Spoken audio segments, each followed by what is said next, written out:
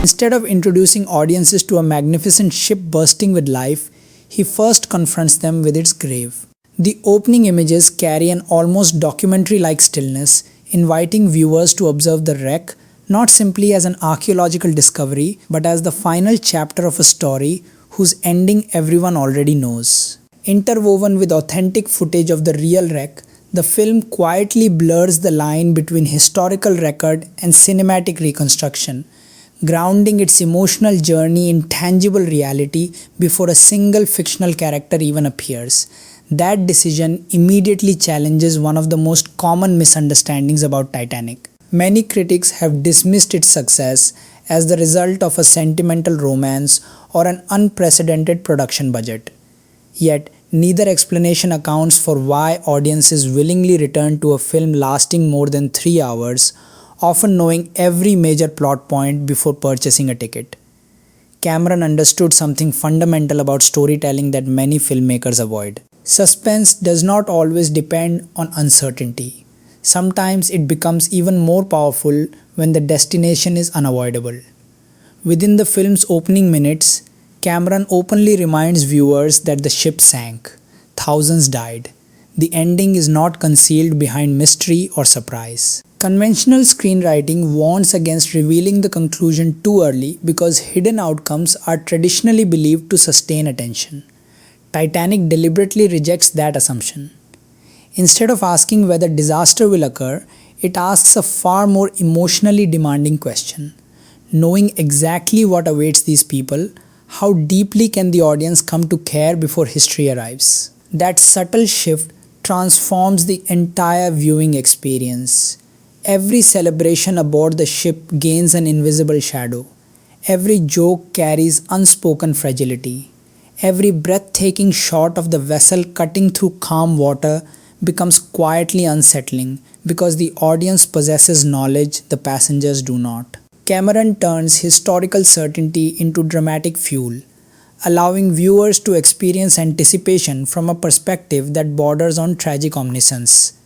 This creates what can be described as the inevitability trap. Once viewers recognize that every joyful moment exists on borrowed time, they become emotionally trapped alongside the characters. Escape is impossible because history itself refuses to change. Rather than weakening suspense, certainty intensifies it. The closer the story moves toward the collision, the more every ordinary conversation, lingering glance, and fleeting moment of happiness acquires extraordinary emotional weight. Cameron weaponizes the audience's prior knowledge, transforming one of history's most familiar endings into one of cinema's most gripping emotional journeys. By the time the ship finally begins its fatal descent, the tragedy no longer belongs only to history. It belongs to everyone who has unknowingly fallen in love with the world destined to disappear. To understand why Titanic continues to stand above countless blockbusters that arrived after it, we have to look beyond its iconic scenes and unforgettable ending. This journey is not simply about revisiting a beloved film. It is about dismantling one of cinema's most sophisticated storytelling machines and examining how every creative decision, from the first frame to the final note of music, was engineered to keep audiences emotionally invested. What appears effortless on screen was, in reality, the result of extraordinary precision, relentless experimentation, and enormous creative risk. Our investigation begins long before the ship leaves Southampton. Behind the camera, the production itself became a story of uncertainty. Budget spiraled, schedules slipped, and industry insiders openly predicted disaster. More than one major Hollywood studio questioned whether the project would ever justify its unprecedented scale. At a time when many believed the film might become one of the industry's greatest financial failures, Cameron continued pushing forward with uncompromising ambition. Understanding that chaotic creative process reveals why the finished film feels so remarkably cohesive despite the immense pressure surrounding its production. From there, we'll break apart the screenplay itself, exploring how its narrative architecture carefully balances intimate character moments with escalating spectacle. We'll examine why scenes that initially appear quiet or even ordinary later become emotionally indispensable, and how seemingly minor conversations establish the foundations for the film's most devastating payoffs. We'll also look at the visual language, editing rhythms, practical effects, groundbreaking digital imagery, and James Horner's unforgettable score to understand how every technical element quietly guides audience emotion without calling attention to itself. But perhaps the most revealing perspective is one that often receives less attention. Rather than treating Titanic as merely a tragic romance, we'll examine it as a modern myth centered on class rebellion and personal transformation. Rose's journey is not simply about falling in love with Jack, it is about confronting a rigid social order that has already mapped out her future and choosing uncertainty over comfortable imprisonment. The sinking ship becomes more than a historical catastrophe. It becomes the collapse of a world built on privilege, hierarchy, and the illusion of permanence.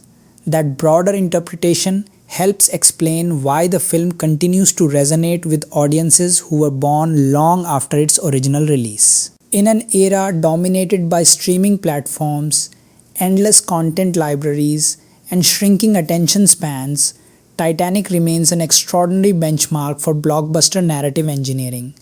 Its success cannot be explained by nostalgia alone. Instead, it demonstrates how meticulous pacing, emotionally authentic characters, and carefully layered cinematic craftsmanship can transform a familiar historical event into an experience that feels timeless, immersive, and impossible to forget. Long before streaming platforms made entire film libraries available with a single click, Titanic occupied a different place in popular culture. It wasn't simply a movie you watched once and moved on from. It became an event that families revisited, friends quoted endlessly, and new viewers inherited almost like a rite of passage. For many people, the experience is inseparable from the unmistakable memory of the oversized double VHS edition resting on a living room shelf. Just as the story reached its emotional breaking point, the screen instructed viewers to stop, eject the cassette, and insert tape 2. That brief interruption became strangely symbolic.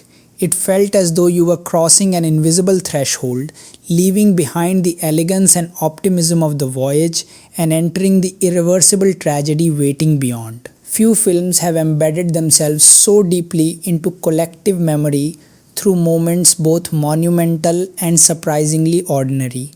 Entire generations can still recall exactly where they first watched Titanic, who they watched it with, and how the emotional weight lingered long after the credits ended. Even those who encountered the film years later through Blu-ray releases, digital rentals, or streaming services inherited the mythology surrounding it. The movie arrived already wrapped in stories, expectations, and unforgettable images that had become part of everyday conversation. That cultural footprint continues because Titanic never truly disappeared. Instead, it evolved alongside every new generation. Internet forums transformed into social media debates, and familiar arguments found new life across YouTube, TikTok, and countless reaction videos. Could Jack have fit on the floating door? Was there enough room for both of them? Did Rose make the only possible choice? Even Cameron himself eventually addressed the controversy, yet the discussion refuses to fade because the question has become larger than the physics of buoyancy. It represents the audience's unwillingness to let go of characters who still feel emotionally real. The same endurance can be found in lines that have transcended the film itself. "I'm the king of the world" is recognized even by people who have never completed the movie. What began as a spontaneous expression of youthful freedom gradually became one of cinema's most enduring cultural references, repeated in celebrations, parodies, advertisements, and internet memes for decades. These moments survive because they communicate emotions that remain instantly recognizable, regardless of age or cultural background. Beneath those famous quotes and debates lies something far more powerful. Titanic speaks directly to emotions that almost everyone encounters at some point in life. Teenagers recognize the desire to escape expectations imposed by family or society. Adults understand the painful awareness that happiness can disappear without warning.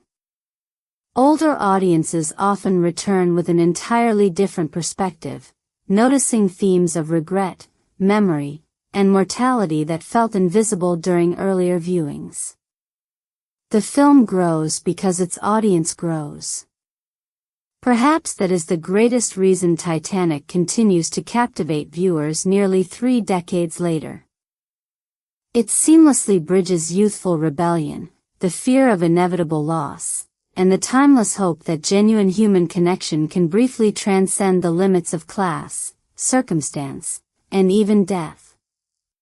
Every generation discovers a different emotional doorway into the story, yet they all emerge carrying the same haunting realization. Some films entertain us for a few hours, while others quietly become part of the way we remember our own lives.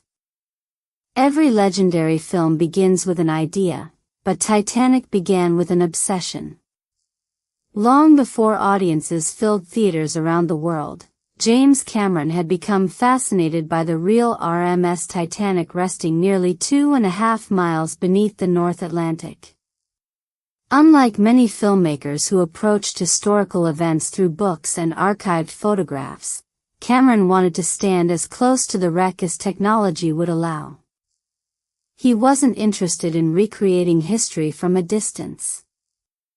He wanted to witness its remains firsthand, believing that authenticity could never be fully imagined when the original still existed in silence beneath the sea. That fascination shaped one of the most famous pitches in Hollywood history. Cameron reportedly described the project in strikingly simple terms: Romeo and Juliet on a sinking ship.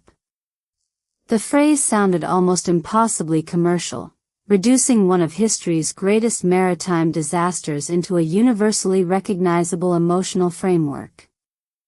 Yet beneath that concise pitch was another ambition. Financing a film of unprecedented scale would also finance expensive deep-sea expeditions to the actual wreck. The production itself became the vehicle that allowed Cameron to fulfill both artistic and exploratory goals. Instead of choosing between documentary investigation and blockbuster storytelling, he fused them into a single undertaking. Those early dives profoundly influenced the finished film. The haunting images of the genuine wreck were not decorative additions but emotional anchors. Seeing the corroded bow, scattered artifacts, and haunting emptiness beneath the ocean reinforced Cameron's belief that audiences first needed to understand the tragedy as real history before they could lose themselves in fictional characters. The romance would invite viewers into the story, but the wreck would quietly remind them that every emotional victory existed within a historical ending that could never be rewritten. Convincing a studio to embrace that vision, however, was only the beginning. As pre-production expanded, the project's ambitions rapidly exceeded conventional filmmaking methods. Existing facilities could not accommodate the enormous practical sets Cameron envisioned, so an entirely new production environment was constructed in Baja California, Mexico. Fox Baja Studios became the heart of the operation, featuring a massive 17-million-gallon water tank built specifically to simulate the Atlantic on an unprecedented scale. Rising from that enormous pool was a near full-scale, approximately 775-foot replica of the Titanic, carefully designed to capture the overwhelming presence of the original vessel. Rather than relying exclusively on miniatures or digital imagery, Cameron insisted that actors inhabit spaces large enough to feel physically authentic. When performers walked across the decks, leaned against railings, or raced through flooding corridors, they were interacting with environments that possessed genuine weight and dimension. That commitment to realism demanded extraordinary resources. Every staircase, smokestack, dining room, corridor, and promenade required painstaking craftsmanship because Cameron believed audiences instinctively recognize authenticity, even when they cannot consciously explain it. The ship needed to feel less like a movie set and more like a living world whose destruction would carry genuine emotional consequences. The production was no longer attempting to recreate history in fragments. It was rebuilding an era. Then came the shoot itself, a relentless marathon stretching across roughly 160 days. Working conditions were notoriously demanding. Much of the filming took place during long night shoots to better control lighting and create convincing illusions of darkness at sea. Cast and crew spent countless hours submerged in cold water, repeatedly filming physically exhausting sequences that pushed both endurance and morale to their limits. Even with protective measures in place, performers frequently emerged shivering, while extended exposure to water left many battling fatigue and symptoms associated with mild hypothermia. What appears seamless on screen often required dozens of physically punishing takes before Cameron considered a scene complete. The pressure extended far beyond the water. Costs continued climbing. Trade publications speculated almost daily that the production had spiraled out of control, and industry observers openly questioned whether Cameron had jeopardized his own career. Rumors spread that the film would become one of Hollywood's greatest financial disasters before it ever reached theaters. Executives worried about ballooning budgets, critics mocked the project's scale, and skepticism became almost impossible to escape.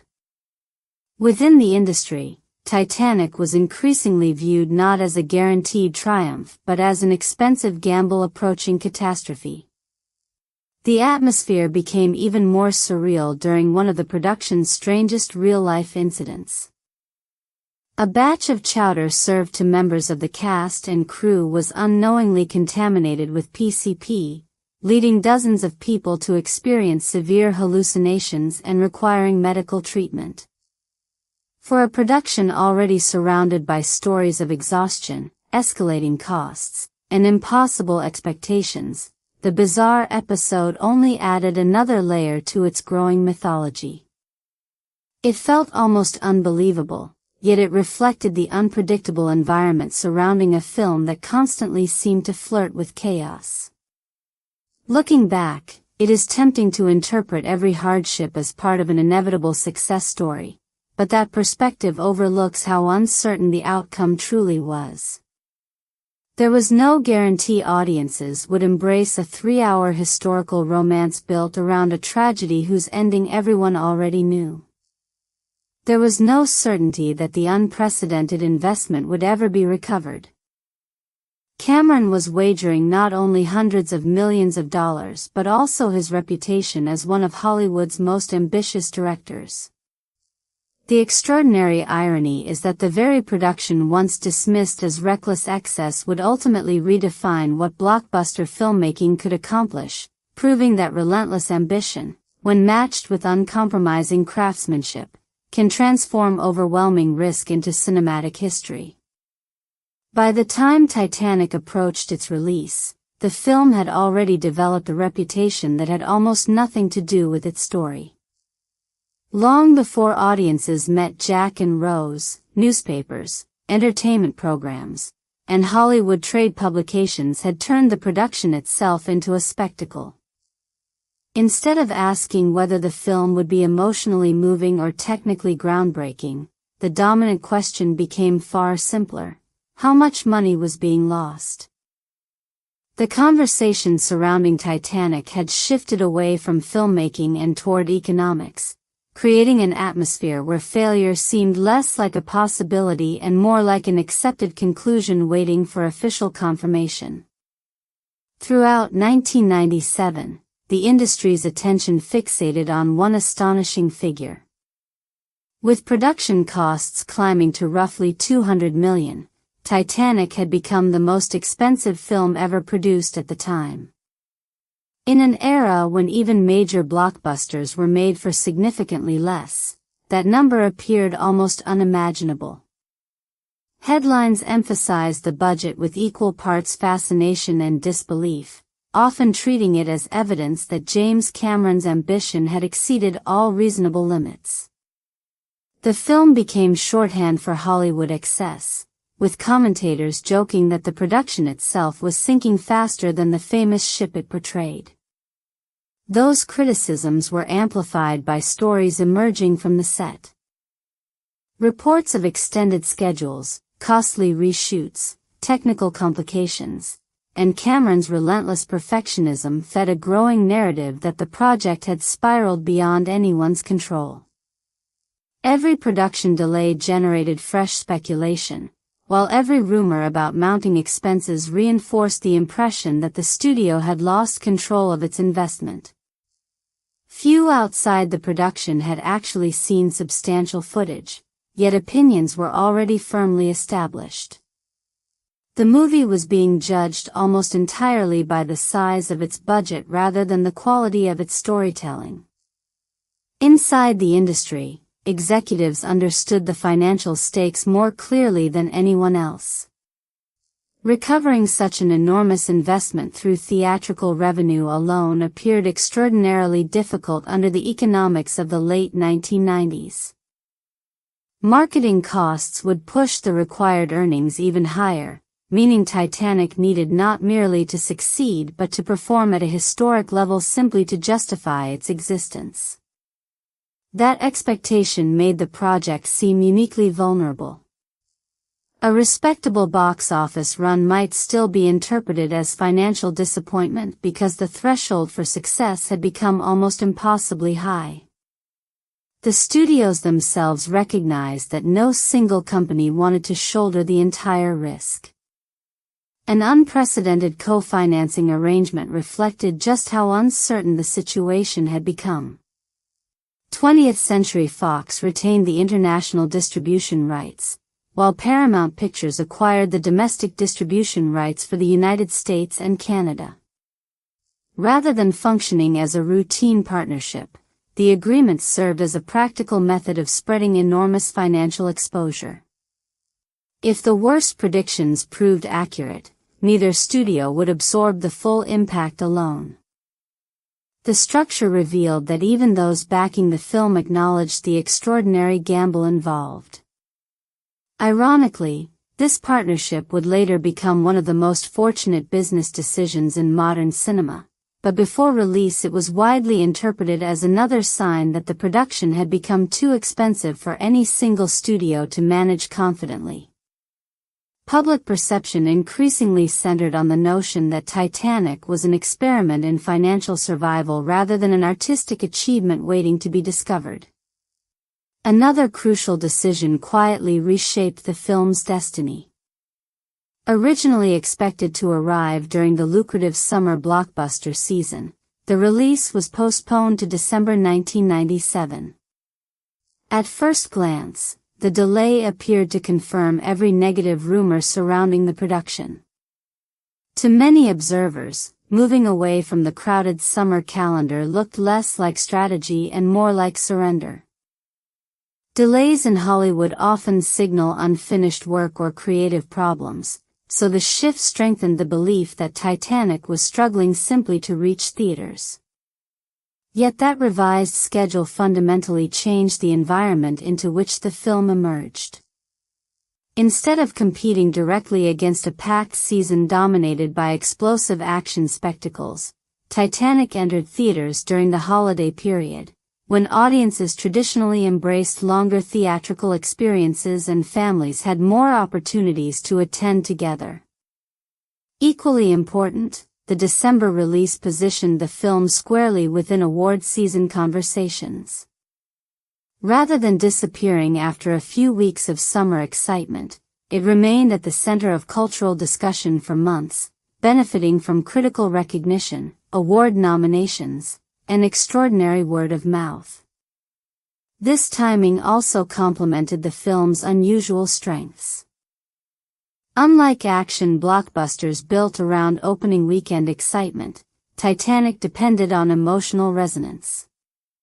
Viewers who experienced it did not simply recommend impressive visual effects, they encouraged friends and family to share the experience themselves. Repeat viewings became remarkably common, with many audiences returning multiple times to relive the emotional journey. The release strategy allowed those recommendations to build gradually, transforming steady attendance into a phenomenon that continued week after week rather than collapsing after its debut. Perhaps the greatest irony is that nearly every assumption surrounding the film proved incomplete. Critics believed the enormous budget guaranteed disaster, yet the production scale became inseparable from its immersive realism. Observers interpreted the delayed release as evidence of failure, yet it created ideal conditions for extraordinary longevity. Industry skepticism focused almost exclusively on financial mathematics, while audiences responded to emotional storytelling that spreadsheets could never accurately predict.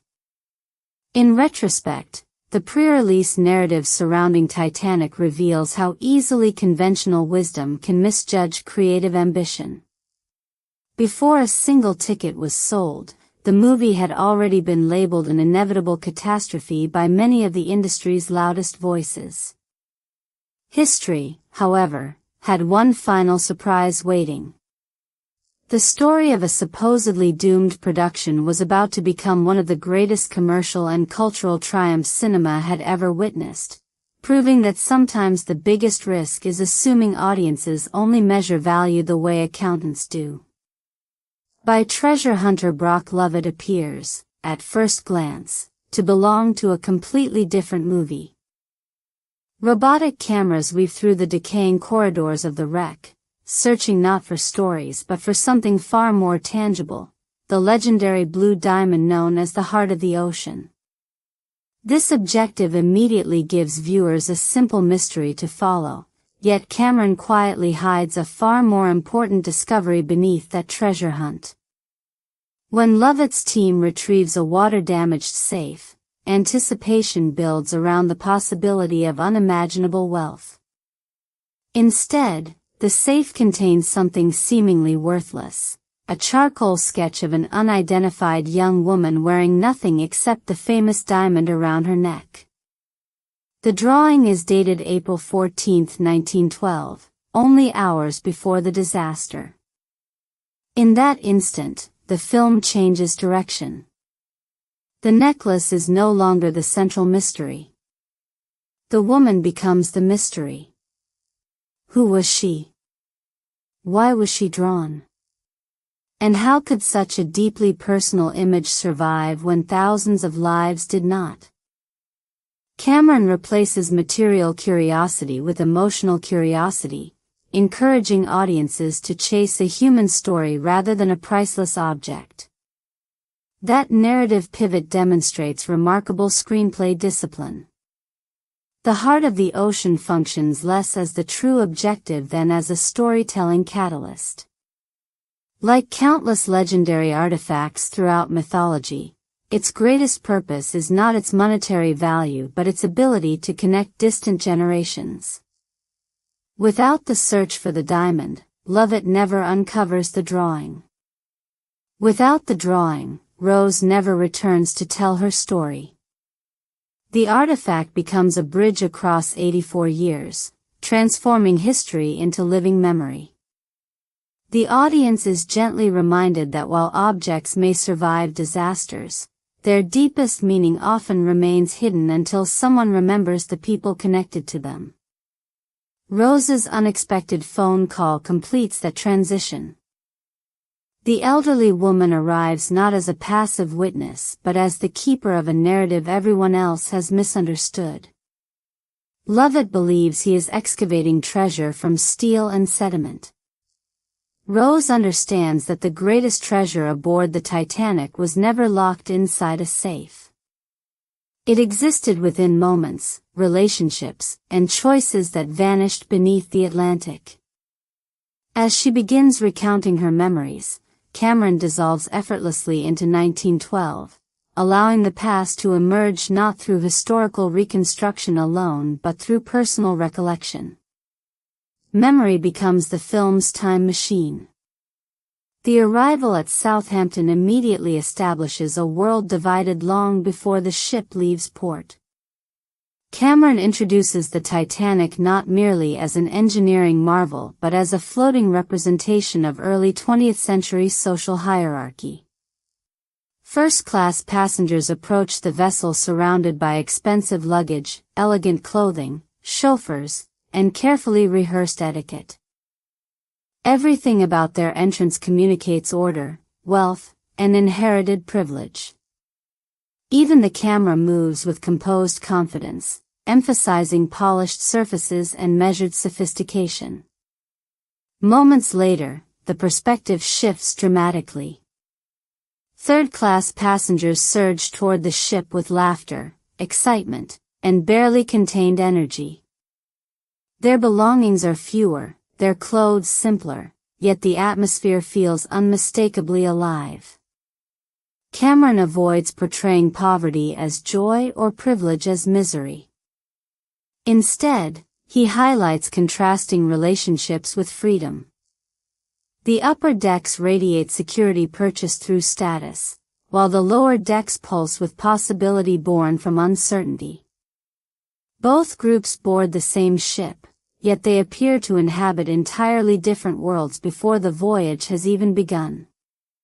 Within this carefully divided environment, the film introduces its two central figures as emotional opposites. Rose DeWitt Bukater steps aboard surrounded by wealth, refinement, and expectations that seem invisible to everyone except her. Externally, she possesses everything society celebrates: prestige, beauty, and a future secured through marriage to the wealthy Cal Hockley. Internally, however, every elegant costume and formal conversation feels like another layer of confinement. Cameron repeatedly frames Rose within restrictive compositions, inside carriages, enclosed dining spaces, and crowded social rituals, quietly suggesting that luxury can become its own prison when every decision has already been made for you. Her dissatisfaction extends beyond romantic unhappiness. Rose represents a young woman living inside an inflexible social structure where personal identity is secondary to family reputation and financial survival.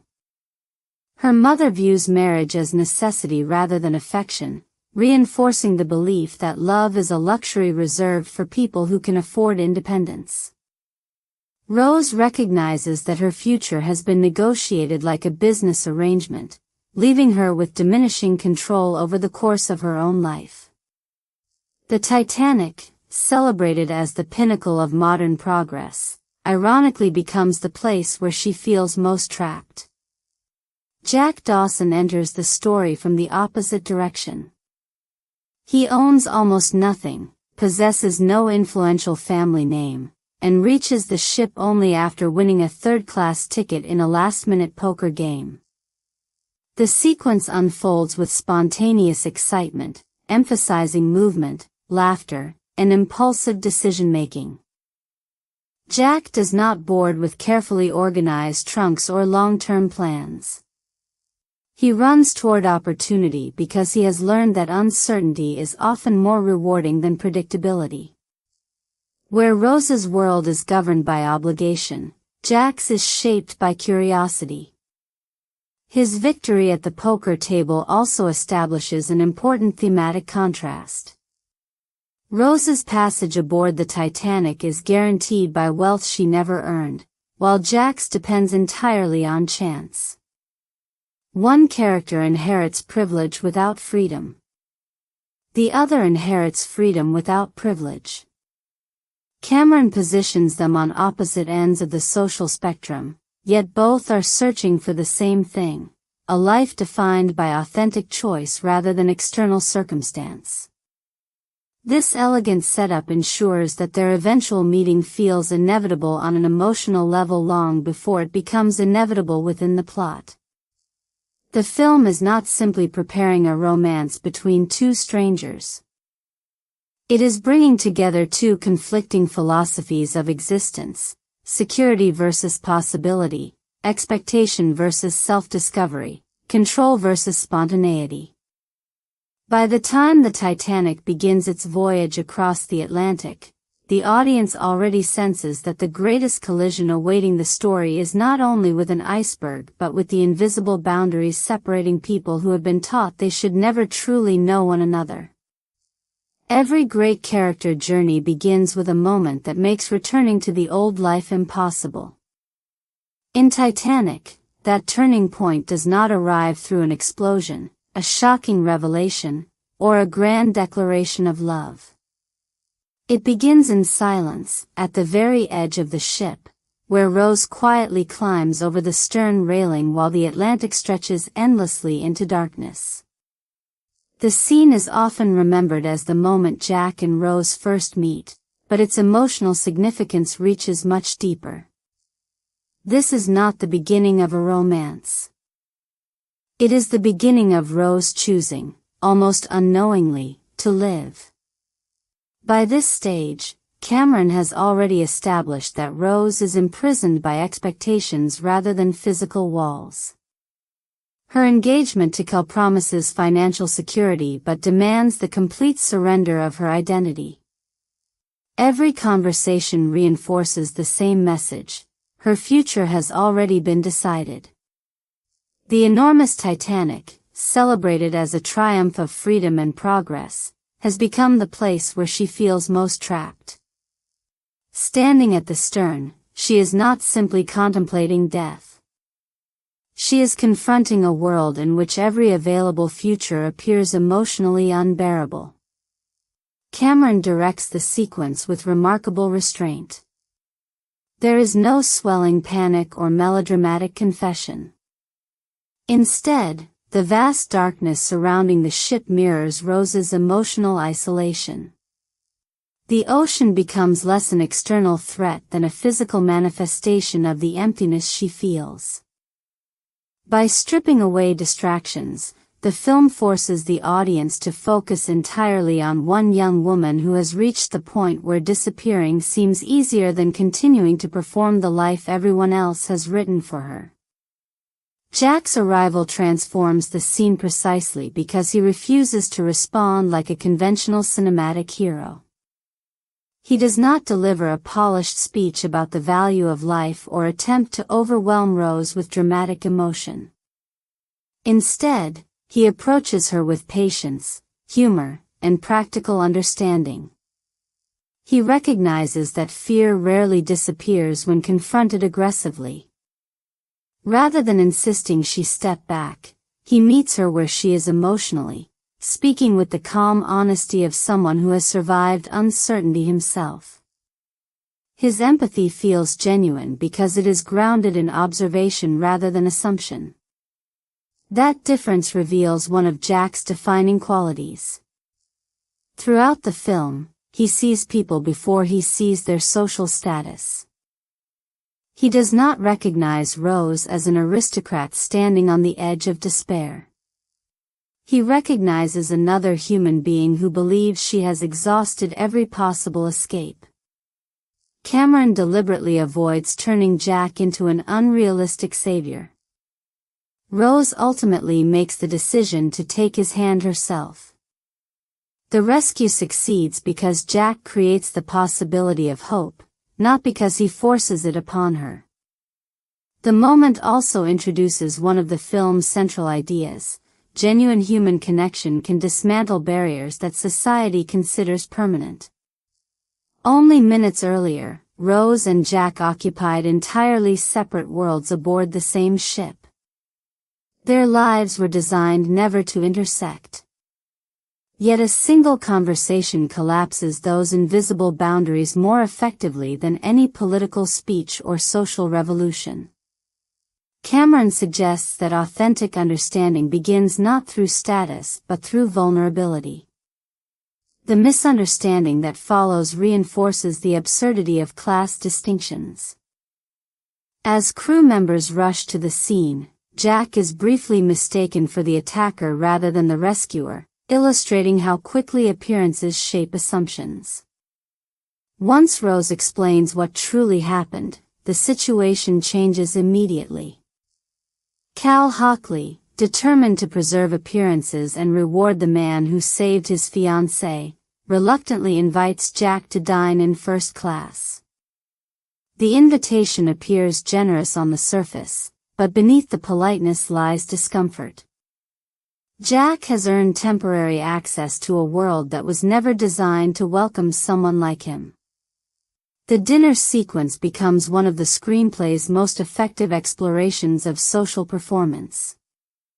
Surrounded by finely tailored clothing, elaborate etiquette, and carefully measured conversation, Jack remains completely himself. He does not pretend to possess aristocratic refinement, nor does he apologize for lacking it. His confidence comes from experience rather than wealth, allowing him to navigate the evening without surrendering his authenticity. What makes the scene so compelling is that Jack unintentionally becomes the evening's truth-teller. While many of the wealthy guests speak through rehearsed manners and inherited assumptions, Jack discusses life with refreshing directness. He describes success not as accumulating possessions but as waking each day with the freedom to choose one's own path. His perspective quietly exposes the insecurity hidden beneath polished sophistication. Several guests dismiss him politely, others admire him secretly, and Rose watches someone articulate the freedom she has never been allowed to pursue. The contrast extends beyond dialogue into visual storytelling. Cameron frames the first-class dining room with symmetrical compositions, immaculate table settings, and restrained movement. Every gesture appears rehearsed, every conversation filtered through etiquette. The elegance is undeniable, yet it also feels emotionally restrictive. Wealth has produced beauty, but it has also produced constant self-surveillance. That emotional confinement becomes unmistakable once Jack invites Rose to experience his world instead. Their escape leads downward through the ship, past gleaming hallways and mechanical spaces humming with relentless energy. The journey itself carries symbolic meaning. Rather than descending into darkness, Rose is descending toward authenticity. Cameron reverses conventional expectations by suggesting that the lower decks contain greater emotional freedom than the luxurious spaces above. The third-class celebration bursts onto the screen with infectious vitality. Music fills the crowded room, couples dance without self-consciousness, children laugh, friends sing together, and strangers are welcomed as though they have known one another for years. The Irish steerage party is not presented as a romantic fantasy free from hardship. Poverty still exists, and the passengers' futures remain uncertain. Yet unlike the rigid rituals of first class, joy here requires no permission. Happiness is spontaneous rather than performed. For Rose, the experience feels almost revolutionary. She laughs freely, dances without concern for appearances, and briefly forgets the social identity she has spent her entire life maintaining. Jack has not offered her luxury or security. He has offered something she has never truly possessed, the freedom to exist without constant judgment. In that moment, the film's central romance becomes inseparable from its deeper theme of personal liberation. By the end of this sequence, Cameron has completed the story's true call to adventure. Rose is no longer merely questioning the life chosen for her. She has glimpsed an entirely different way of living. The greatest danger she now faces is not simply returning to Cal or satisfying her family's expectations. It is pretending she never discovered that another future was possible. Once Rose crosses the invisible boundary separating obligation from possibility, the film shifts into a new emotional rhythm. The early sections asked whether two people from opposite worlds could truly connect. Now Cameron explores something far more dangerous: what happens after that connection becomes impossible to deny. Every shared conversation, stolen glance, and quiet moment carries increasing consequences because the romance is no longer unfolding in isolation. Cal Hockley and his loyal valet, Lovejoy, begin recognizing that Jack is not simply an entertaining distraction. He is becoming a genuine threat to the carefully controlled future they have already designed for Rose. What makes this conflict compelling is that Cameron never frames it as a simple love triangle.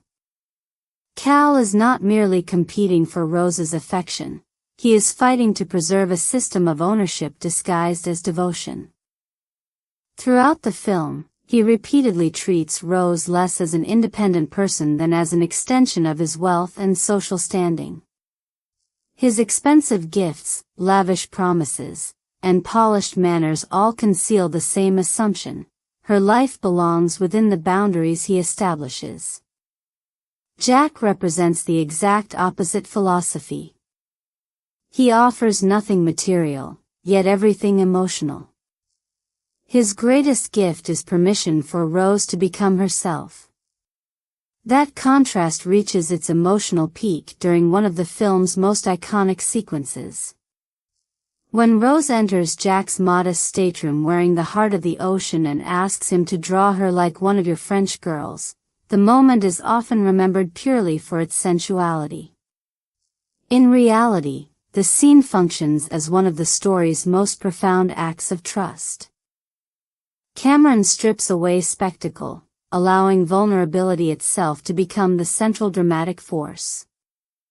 The sketch is significant not because Rose removes her clothes, but because she removes the identities imposed upon her. Throughout the narrative, elaborate dresses, jewelry, and rigid etiquette have symbolized the expectations surrounding her existence. Here, the famous diamond remains, but everything else disappears. The necklace, originally intended by Cal as an extravagant symbol of possession, is transformed into something entirely different. Under Jack's gaze, it no longer represents ownership. It becomes a reminder that even the objects designed to imprison someone can be stripped of their original meaning when viewed through compassion instead of control. Jack's behavior is equally important. Cameron deliberately avoids portraying him as a triumphant conqueror or idealized romantic fantasy. He approaches the drawing with the concentration of an artist rather than the entitlement of a lover. His nervousness, careful observations, and quiet respect emphasize that he is capturing a person instead of claiming one. The resulting portrait preserves not only Rose's physical appearance but also the precise moment she begins reclaiming authority over her own identity. The drawing survives because it records liberation as much as beauty. This emotional honesty naturally leads to another unforgettable sequence beneath the ship's elegant decks. Hidden inside the cargo hold, surrounded by machinery, shadows, and forgotten spaces, Jack and Rose discover the parked Renault town car. The location itself carries subtle symbolic weight. Above them, the upper decks remain governed by rules, etiquette, and surveillance. Below, among the industrial machinery that keeps the great ship moving, they find a place untouched by social performance. The love scene inside the automobile has often been reduced to a famous image, the hand pressing against the fogged window, but Cameron constructs it with remarkable emotional restraint. The focus remains less on physical intimacy than on mutual choice. Rose is no longer reacting against expectations alone. She is actively deciding the kind of life she wishes to embrace. Their relationship crosses an irreversible threshold because it is built upon shared trust rather than rebellion for its own sake. The sequence marks not simply the fulfillment of romantic desire but the completion of an emotional commitment that neither character can easily abandon. Visually, the scene reinforces that transformation through simplicity. The cramped interior of the car contrasts sharply with the vast luxury surrounding it elsewhere in the ship. Cameron demonstrates that emotional freedom is not determined by physical space or financial privilege. Two people confined inside a parked automobile experience greater authenticity than countless wealthy passengers wandering magnificent salons while hiding behind carefully rehearsed identities. As their relationship deepens, another narrative quietly advances beyond their awareness. Cameron begins weaving increasing tension through subtle interruptions rather than dramatic warnings. Officers discuss weather conditions. The sea grows unusually calm. Temperatures continue falling. Experienced sailors remark upon the strange stillness surrounding the ship. None of these details demand immediate attention individually, yet together they create a growing sense that something immense is approaching just beyond the edge of perception. The most striking example arrives through parallel editing that connects personal happiness with historical inevitability. While Jack and Rose lose themselves in one another, the ship continues racing across the dark Atlantic at remarkable speed. High above, the lookouts maintain their lonely vigil, scanning an endless horizon where sea and sky have almost merged into a single black expanse. Cameron carefully juxtaposes intimate human emotion against the indifferent movement of history, reminding viewers that private joy and public catastrophe can exist simultaneously. This parallel structure strengthens one of the film's defining emotional strategies.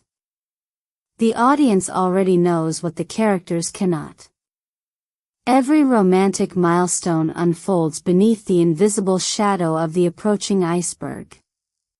Rather than diminishing the romance, that certainty intensifies it. Each declaration of trust, each shared laugh, and each stolen moment becomes more precious because viewers understand how little time remains. Love does not develop despite impending tragedy, it becomes more meaningful because of it. By the close of this movement, Cameron has elevated the stakes far beyond whether Jack and Rose will remain together. Their relationship now represents an entirely different vision of life, one rooted in freedom, honesty, and personal choice. Yet while they discover a future worth fighting for, the vast Atlantic continues silently carrying the Titanic toward the collision that will test every promise they have made. The emotional voyage and the historical voyage have finally become one and the same, racing together through the darkness toward a moment neither love nor wealth will be able to prevent. Every story eventually reaches the moment when its central promise is tested against reality. In Titanic, that moment arrives with startling restraint. There is no explosive warning, no triumphant villain, and no dramatic countdown. Instead, Cameron stages one of cinema's most unforgettable turning points through silence. The Atlantic is unnaturally calm, the stars burn brightly overhead, and the great ship continues forward with complete confidence. Then, in the distance, a dark shape slowly emerges from the night. The collision itself is remarkable precisely because it refuses spectacle. The iceberg does not smash violently through the hull. It brushes against the starboard side with an almost deceptive gentleness. Passengers barely notice. Crystal glasses tremble. A few chunks of ice scatter across the forward deck.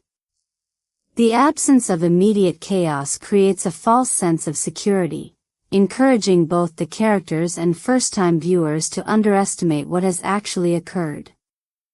Cameron understands that genuine disaster rarely announces itself with theatrical certainty. Sometimes history changes through a sound so subtle that people initially mistake it for nothing at all. Beneath the waterline, however, the reality is devastating. As the iceberg scrapes alongside the hull, steel plates flex under enormous pressure and riveted seams begin to separate.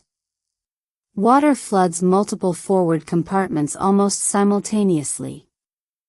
The damage appears invisible to most passengers, yet it is already irreversible. Rather than presenting the sinking as a random accident, Cameron grounds the sequence in engineering logic, reminding audiences that catastrophic consequences can emerge from a series of small structural failures rather than one dramatic explosion. No character recognizes that truth more quickly than shipbuilder Thomas Andrews. While panic has not yet reached the decks above, Andrews quietly inspects the flooding compartments with growing disbelief. His response is neither exaggerated nor emotional. Instead, it is painfully analytical.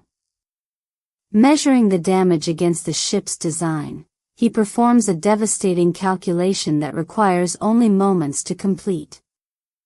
More watertight compartments have been breached than the vessel was engineered to survive. The mathematical certainty leaves no room for optimism. The Titanic will sink. It is no longer a question of possibility but of time. That realization carries enormous symbolic weight. Throughout the voyage, passengers and crew alike have celebrated the ship as the pinnacle of modern engineering, a triumph of human intelligence over nature. Andrews himself helped create that dream. Now he becomes the first person forced to acknowledge its collapse. Cameron avoids portraying him as responsible for the tragedy.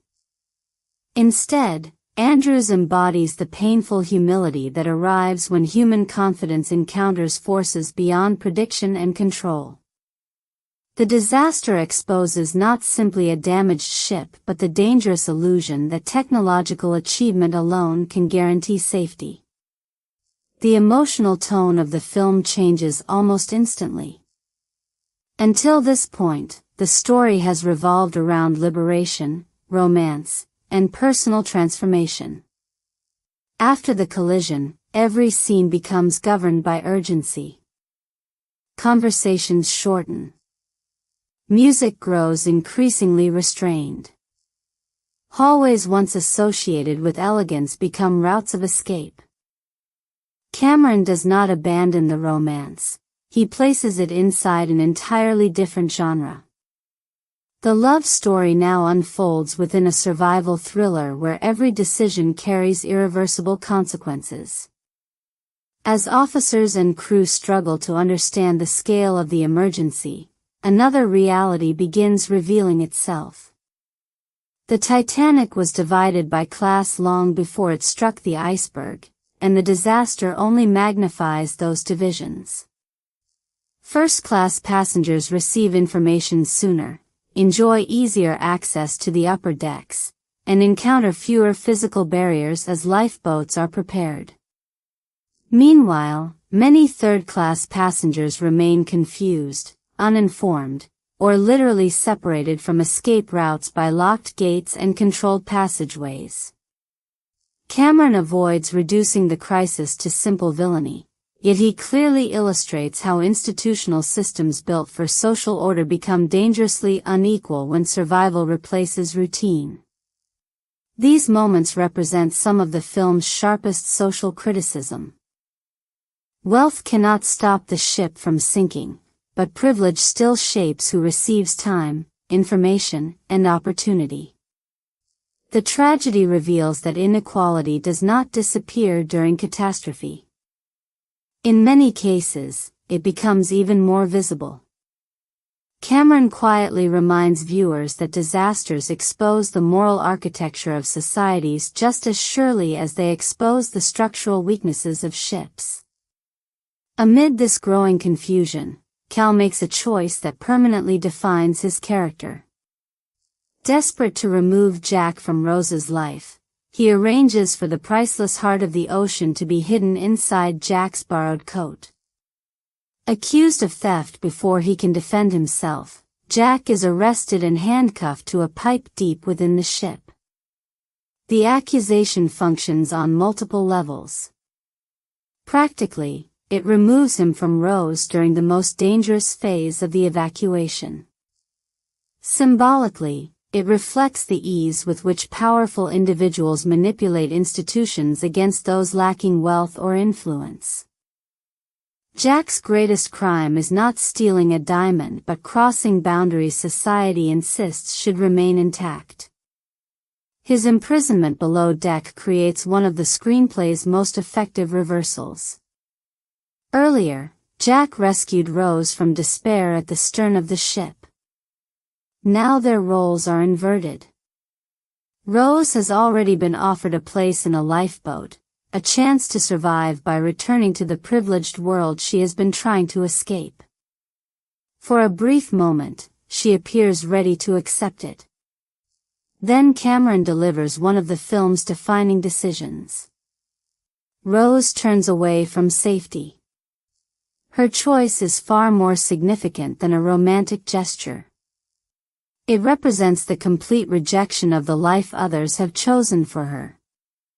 Returning to rescue Jack means abandoning wealth, status, certainty, and even her own chances of survival.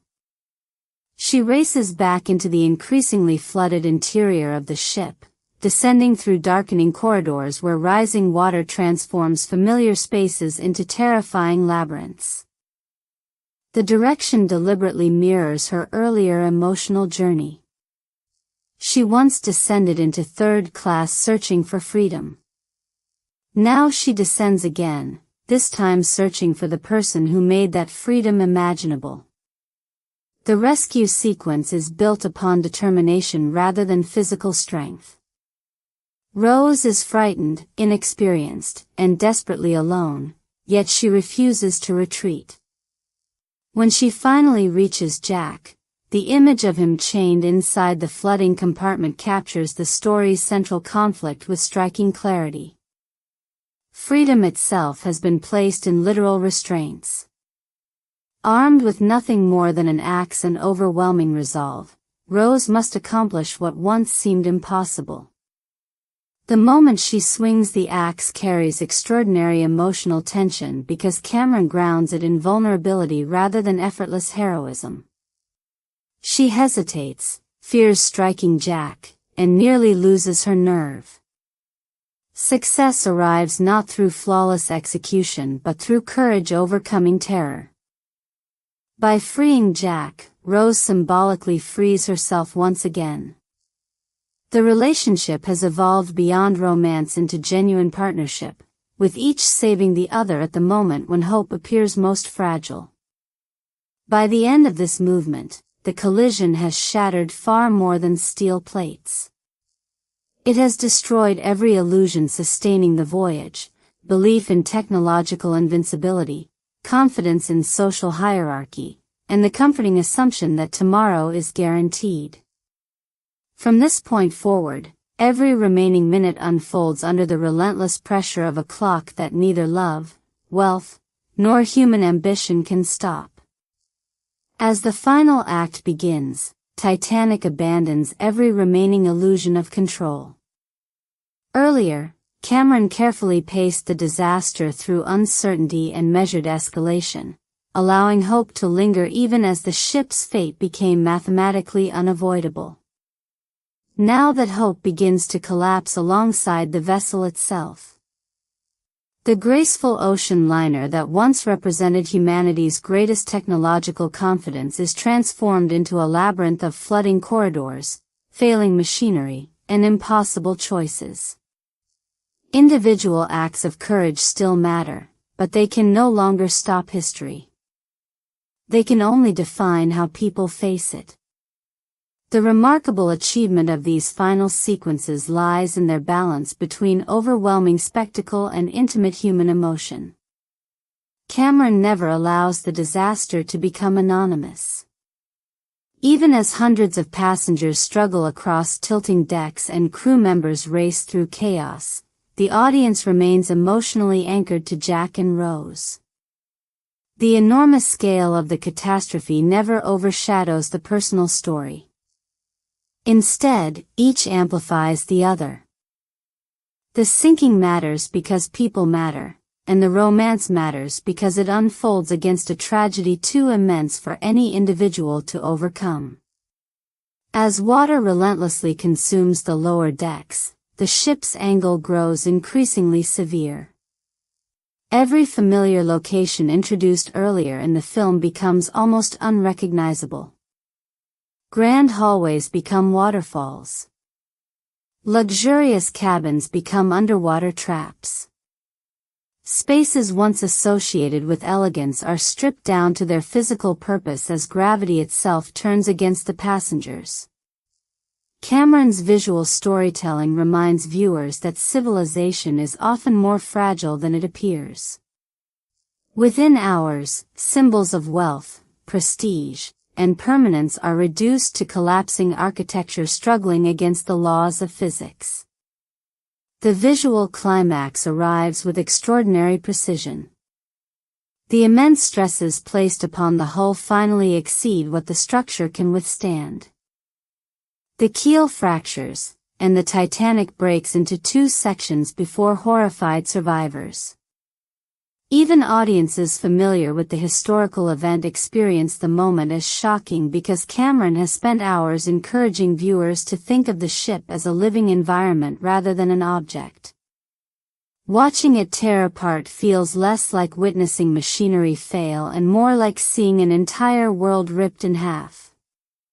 The stern then rises almost vertically above the freezing Atlantic, creating one of the most unforgettable images in cinematic history. Hundreds of passengers cling desperately to railings and exposed steel while gravity slowly overpowers every remaining grip. Cameron stages the sequence with terrifying realism. There are no triumphant escapes or miraculous rescues. People slide helplessly across the deck, collide with obstacles, and disappear into darkness below. The scale of the disaster becomes almost unimaginable, yet the direction never loses sight of individual fear expressed through faces, gestures, and desperate choices.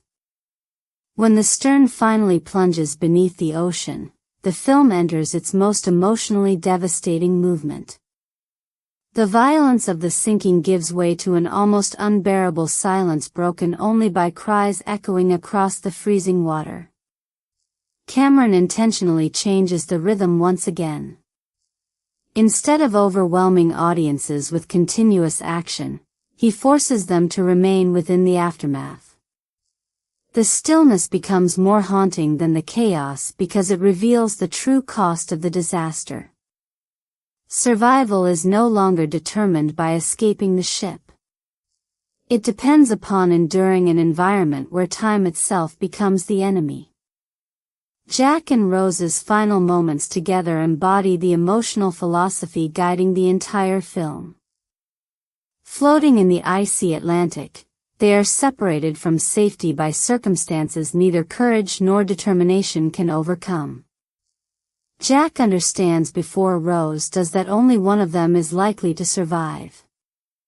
His final words avoid grand declarations or melodramatic self-sacrifice. Instead, he asks her to make a promise. She must survive. She must grow old. She must live the life she once believed impossible. That request transforms the romance into something larger than personal devotion. Throughout the story, Jack has represented freedom, possibility, and self-discovery. In death, he asks Rose not to preserve his memory through endless mourning but to honor it by embracing the future. Love reaches its highest expression not by refusing loss but by refusing to let loss become the end of one's own story. Cameron deliberately shifts the emotional focus away from death itself and toward the responsibility of continuing to live. Rose's eventual rescue carries profound symbolic significance. Earlier in the narrative, she repeatedly felt trapped by a future designed by others. Now she survives only because she chooses action at the very moment despair threatens to overwhelm her. Calling for help with the whistle is not merely a survival instinct. It is the fulfillment of the promise she made to Jack. She chooses life despite unimaginable grief, demonstrating that courage sometimes means enduring rather than conquering. The modern framing narrative returns with equal emotional restraint. After sharing her memories with Brock Lovett and his crew, the elderly Rose quietly approaches the stern of the research vessel. Throughout the film, countless people have searched obsessively for the heart of the ocean, believing its value could be measured in wealth. Rose understands something they never did. The diamond's true significance has always been personal rather than financial. It represents a chapter of her life that cannot be purchased, recovered, or possessed by anyone else. When she releases the necklace into the Atlantic, the gesture completes a journey that began decades earlier. She is not discarding treasure. She is returning a memory to the place where it belongs. The ocean that claimed the Titanic also preserved the story that shaped her existence. By letting the diamond disappear into the darkness, Rose rejects the idea that every valuable thing must be owned. Some meanings achieve completion only through release. The film's final vision remains intentionally open to interpretation. Whether understood as a dream, a symbolic farewell, or a spiritual reunion, Rose's return to the magnificent grand staircase gathers together the people whose lives were forever connected aboard the Titanic. Waiting at the top stands Jack, smiling exactly as audiences remember him. Around them, the victims of the disaster applaud in quiet celebration, transforming a place once defined by unimaginable loss into one of peace and remembrance. This conclusion explains why Titanic has endured for generations. The film is not ultimately about a ship, a diamond, or even a romance. It is about the lives we choose once fear no longer dictates our future. Cameron ends not with the triumph of survival over death but with the enduring belief that love, memory, and the courage to embrace life can outlast even history's greatest tragedies, leaving audiences with an ending that feels less like farewell than quiet transcendence. SE is to fall in love with the film's adventurous hero. Yet James Cameron quietly constructs something far more complex. Rose is not the prize at the end of Jack Dawson's journey. She is the true protagonist of Titanic, and the entire narrative ultimately revolves around her transformation. The film opens with an elderly Rose looking back on the defining chapter of her life, immediately establishing that this is her story to tell. Jack may be the catalyst for change, but every major emotional decision belongs to Rose. Cameron frames the audience's experience through her memories because the central conflict has never been about whether two young people can fall in love. It has always been about whether one woman can reclaim ownership of her own life after years of living according to everyone else's expectations. On the surface, Rose's objective appears painfully straightforward. She is expected to marry Cal Hockley, preserve her family's social standing, and quietly fulfill the role assigned to wealthy women of the era. Financial reality leaves her with little room to rebel. Her family's fortune has disappeared, and her mother understands that the marriage is less a romantic commitment than an economic rescue. Every elegant dinner, every carefully rehearsed conversation, and every public appearance reinforces the same expectation: sacrifice personal happiness in exchange for security. From society's perspective, Rose already possesses everything worth wanting. She has status, beauty, education, and access to extraordinary privilege. Yet Cameron carefully demonstrates that external comfort does not guarantee internal freedom. Her greatest struggle is invisible because it exists entirely within the boundaries of identity. She is surrounded by luxury while being denied the ability to decide who she wishes to become. In that sense, Rose's prison is psychological rather than physical. Her true objective emerges gradually beneath those external pressures. More than escaping Cal, Rose longs to discover an authentic version of herself untouched by obligation or performance. She wants a life defined by curiosity instead of expectation, experience instead of appearance, and genuine emotion instead of carefully maintained reputation. The romance with Jack succeeds because he recognizes that hidden desire long before Rose is fully able to articulate it herself. He does not create her independence. He simply reveals that it has always existed beneath years of social conditioning. One of Cameron's most subtle storytelling techniques lies in the objects Rose chooses to bring aboard the Titanic. While other wealthy passengers surround themselves with symbols of inherited status, Rose fills her world with ideas. She owns paintings inspired by artists such as Claude Monet and Edgar Degas, figures whose work represented artistic innovation rather than conservative tradition. She also references the writings of Sigmund Freud, whose revolutionary theories challenged conventional understandings of the human mind. These details are never presented as random decorations. They quietly establish Rose as someone intellectually curious, emotionally restless, and instinctively drawn toward movements questioning established authority. Those possessions function almost like glimpses into the future self struggling to emerge. Long before she openly rebels against her social role, her interests reveal dissatisfaction with the rigid values surrounding her. She admires artists who transformed the way people saw the world and thinkers who explored hidden dimensions of human identity. Cameron subtly suggests that Rose's imagination has already traveled beyond the limits imposed by her environment. Her physical circumstances remain confined, but her mind has begun searching for another life. Jack immediately recognizes this potential. Their connection develops not because they are opposites, but because each possesses something the other values. Jack embodies the freedom Rose desperately seeks, while Rose brings emotional depth and intellectual curiosity that Jack instinctively respects.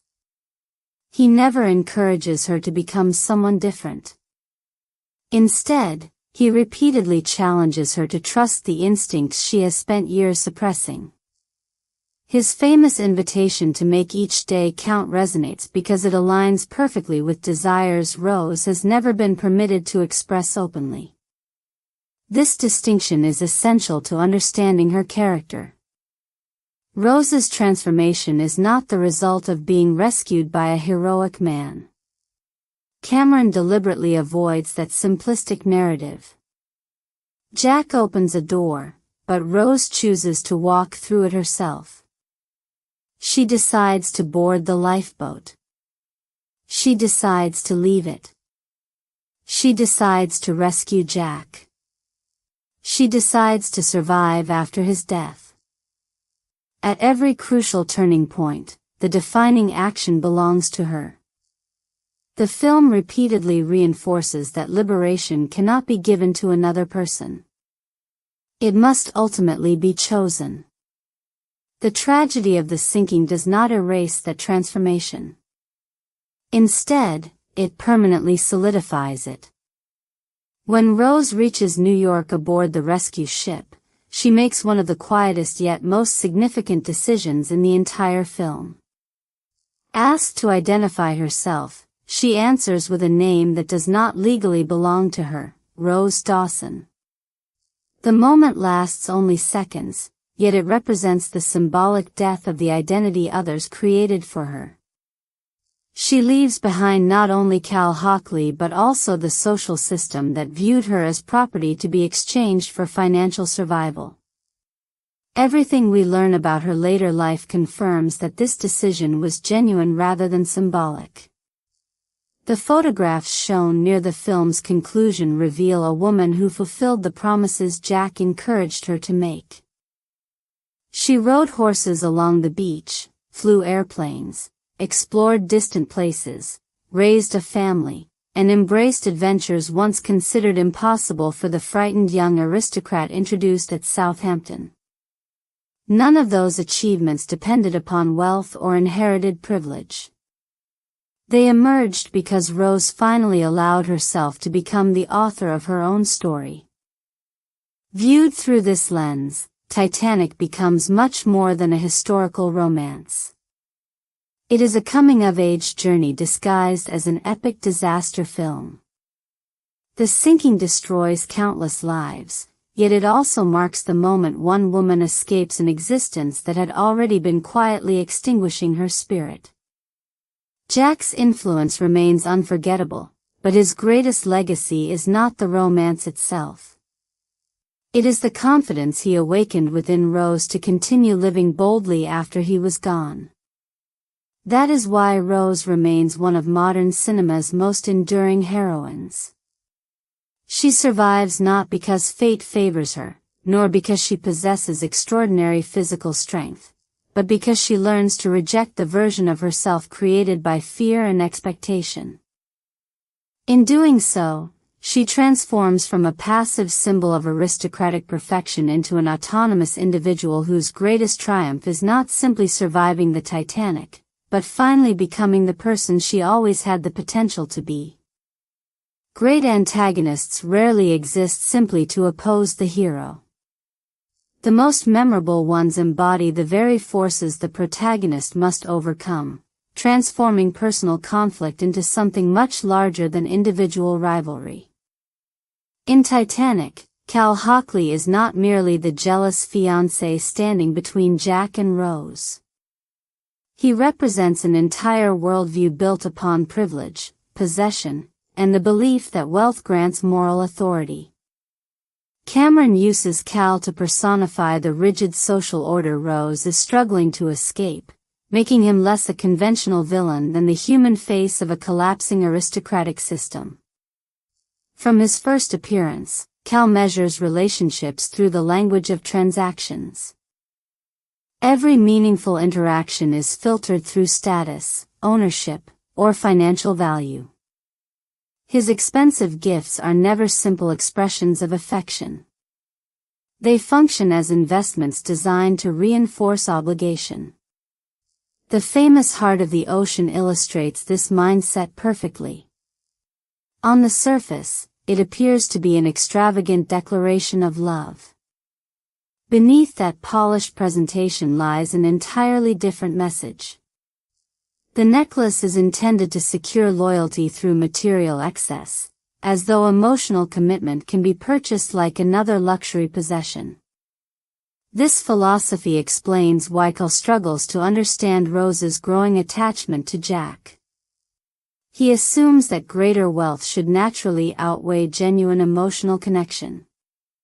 From his perspective, Jack possesses nothing capable of competing with inherited fortune, social prestige, and limitless financial security. The possibility that Rose values authenticity above comfort never truly enters his thinking because his understanding of love has been fundamentally shaped by ownership rather than partnership. That distinction becomes increasingly apparent through Cal's language and behavior.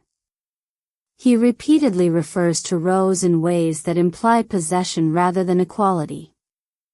Even moments that appear protective often conceal a deeper need for control.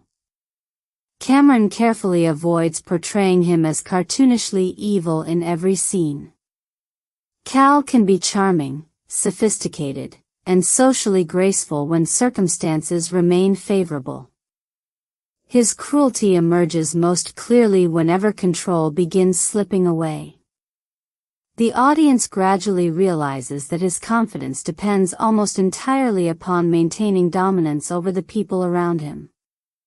Lovejoy reinforces this psychological structure in a quieter but equally revealing manner. Unlike Cal, he rarely expresses personal ambition or emotional volatility.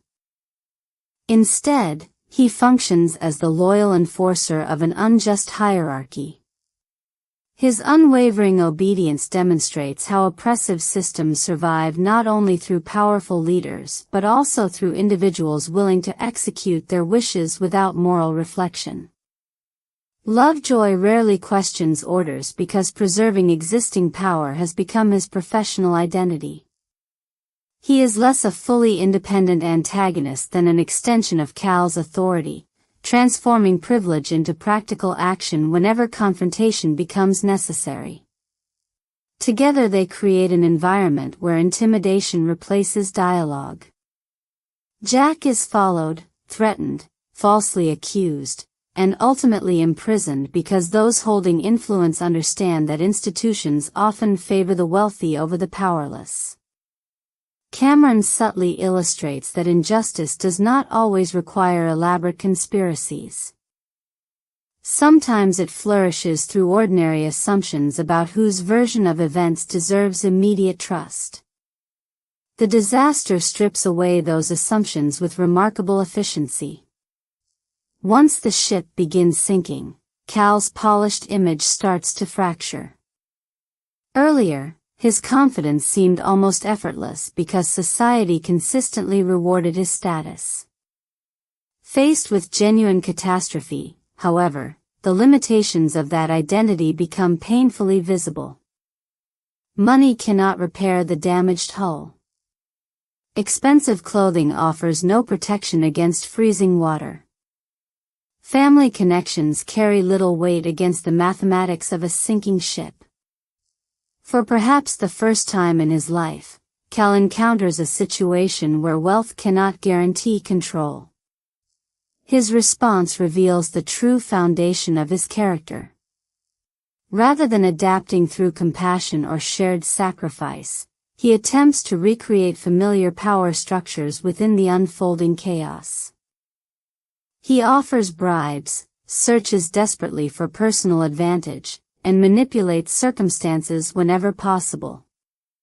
One of the film's most unsettling moments occurs when Cal uses a lost child to gain access to a lifeboat, presenting himself as a protective guardian despite having no genuine relationship with the frightened passenger. The act is chilling precisely because it reflects his lifelong pattern of viewing human beings as instruments serving personal objectives. Even innocence becomes another resource to exploit when survival is at stake. Importantly, Cameron does not suggest that fear itself is shameful. Nearly everyone aboard the Titanic experiences terror. What distinguishes Cal is the way fear amplifies qualities already present within him. The disaster does not transform him into someone new. It simply removes the social structures that once disguised his moral emptiness beneath polished manners and expensive tailoring. Ruth DeWitt Bukater occupies a more emotionally complex position within this moral landscape. Unlike Cal, she is not motivated primarily by dominance or vanity. Her decisions emerge from desperation shaped by the unforgiving realities of her social world. Having lost the family's fortune, Ruth understands that Rose's marriage represents financial survival rather than romantic fulfillment.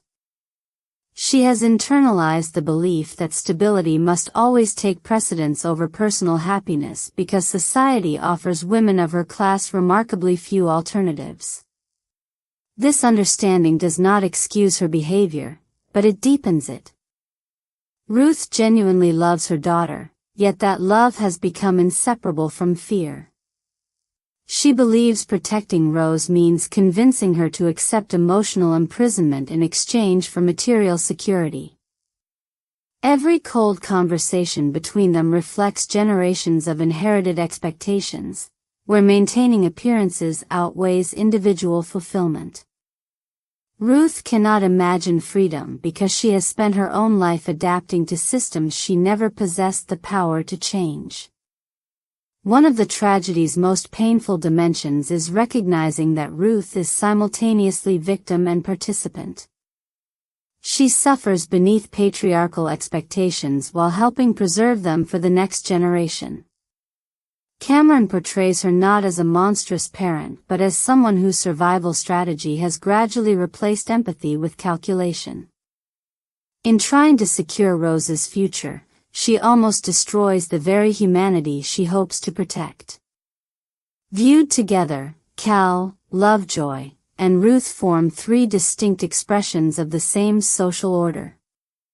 Cal represents entitlement sustained through wealth. Lovejoy represents unquestioning loyalty to established power. Ruth represents the heartbreaking compromises demanded by rigid class expectations.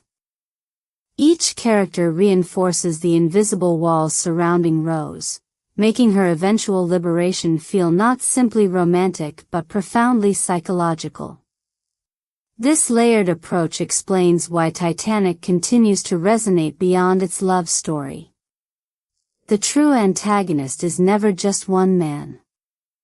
It is an entire system teaching people that status matters more than compassion, ownership matters more than connection, and appearance matters more than truth. When the ship finally sinks beneath the Atlantic, Cameron suggests that more than steel disappears into the darkness. The illusion that privilege alone defines human worth begins sinking with it, leaving behind a story where the greatest victory is not defeating a single villain, but escaping the worldview he represents. One of the reasons Titanic continues to resonate decades after its release is that its antagonists are more than obstacles standing between two lovers. James Cameron constructs them as living extensions of the social order Rose is desperately trying to escape. The conflict is never simply Jack versus Cal. It is freedom confronting ownership, empathy confronting entitlement, and individual identity confronting a system that values status above humanity. Cal Hockley happens to wear the face of that system, but the ideology he represents reaches far beyond a single character. At first glance, Cal appears almost ideal by the standards of early 20th century aristocracy.